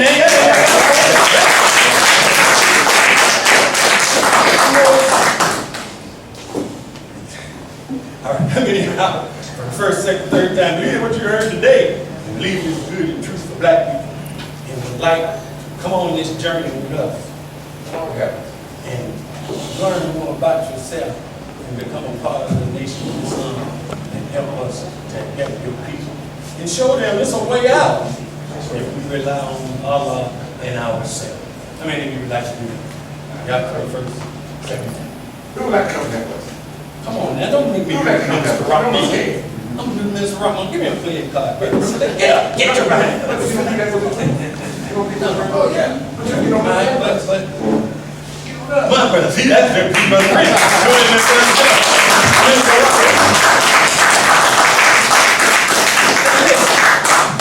Part of my study this year, Brother Jamie, the last time I came, the time before last, I told you my twins them got me on the journey. I gotta speak this language because sisters, I'm going to come after you. Like I used to go after ministry. Yeah. Because you the key to this whole thing. It's you. Yeah. It's you hesitate. We ain't taking you away from Jesus. No. We're running you to him. That's right. Right? But if you look at it, I ain't trying to preach another 15 minutes. I'm giving you something to study. You just to study. See you, God. Look at the enemy, what he is using to keep our people down. Turn on MTV and look at all of the shows. Hip Hop New York, Black Ink Crew, Black Ink Chicago, LAY, what are they using? Black women. Real Housewives of Atlanta, Real Housewives of the Potomac. They're using black women. And they're showing black women that if your breasts and your back, is that right? That's the way to go in the bling bling. And this is a message to the young sisters. Now when we trying to teach somebody to do right, them sisters don't want to hear that. Because the enemy is teaching a woman that her value is her body. That's right. So the messenger said, brothers, that the enemy will use his white woman and he will use your woman. That's right. To keep you down. Because a nation can't rise no higher than its woman. So he said 3/4 of his work was with you. With the woman. Because once you stand up and clean up, sisters, you ain't got to worry about your man. He coming right behind you. Not if he wants your company. And you trying to be right. Is that right? Yes, sir. So I know it's an adjustment for sisters. That's why you can't rush it. Ain't nobody gonna make you put on no headpiece and no gun. Forget about that. Learn more about yourself. And the more you learn about yourself, you'll put the headpiece on yourself. That's right. Won't nobody have to make No, it. nobody got this. You will do it. That's right. Is that right? Yes, sir. Because it's better if you do That's it right. than feel forced to do it. That's right. So the only thing we can do is do what? Teach you. Good example. I seen brothers come in the class and make it. They have dreadlock, they have beards. I don't tell, I just righteous women to become, if they're not married, to be their companion. Them brothers gonna go back out in the world. Because they don't have a woman here as a companion to be the ribs to protect their divine inspiration. Oh, I don't even want to talk about that. That's another 3-hour lecture. So, no sister, don't want to raise their hand. Come on, now, come on and be Dorothy. Come on, just step. Step into the hall. And we gonna be the monsters. Oh, the yellow brick road. Yeah, step into the hall. Come on, sister. Come on, then take another step, and we gonna come out again. Oh, Come on, the yellow sister. brick road. That's right. Follow the yellow brick road. And once we get you fired up, and you'll be dancing, That's boy. right. I ain't got no sister that wanna take just a step. Good enough. But I thought I would try. But think about it, and maybe the next time. Okay? But keep coming. Yes, sir. Keep listening. Yes, sir. Is that right? Yes, sir. And then one day we might be dancing. That's right. Follow the yellow brick road. Is that right? So it's all right, because it's a greater transition for women. Yes, it is. It really is. Brother, go put on the suit and the tie. Hey, that's the sharpest thing in the hood right there. Yeah, right. Sister, go put on that headpiece. What you doing? Yeah. You ain't your mama, man? So sister have to be able to take it. Yeah. It's gonna take much. But you can take it once you understand That's right. That's right. that a man would turn a sister down that's good for him because she don't have the latest haircut. So cover that up, that make you men attract to you on a lower level. Yes, sir. Cover your backside up and your breast. Why? Because if he see one better, he going down the road. That's right. So you force the man to get to know you well. Yeah.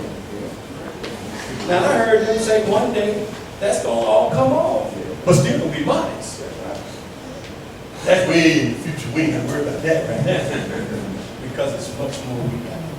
So praise be to Allah. So with no sisters, thank Allah for my brother. Yes, sir. And let's give him a round of applause.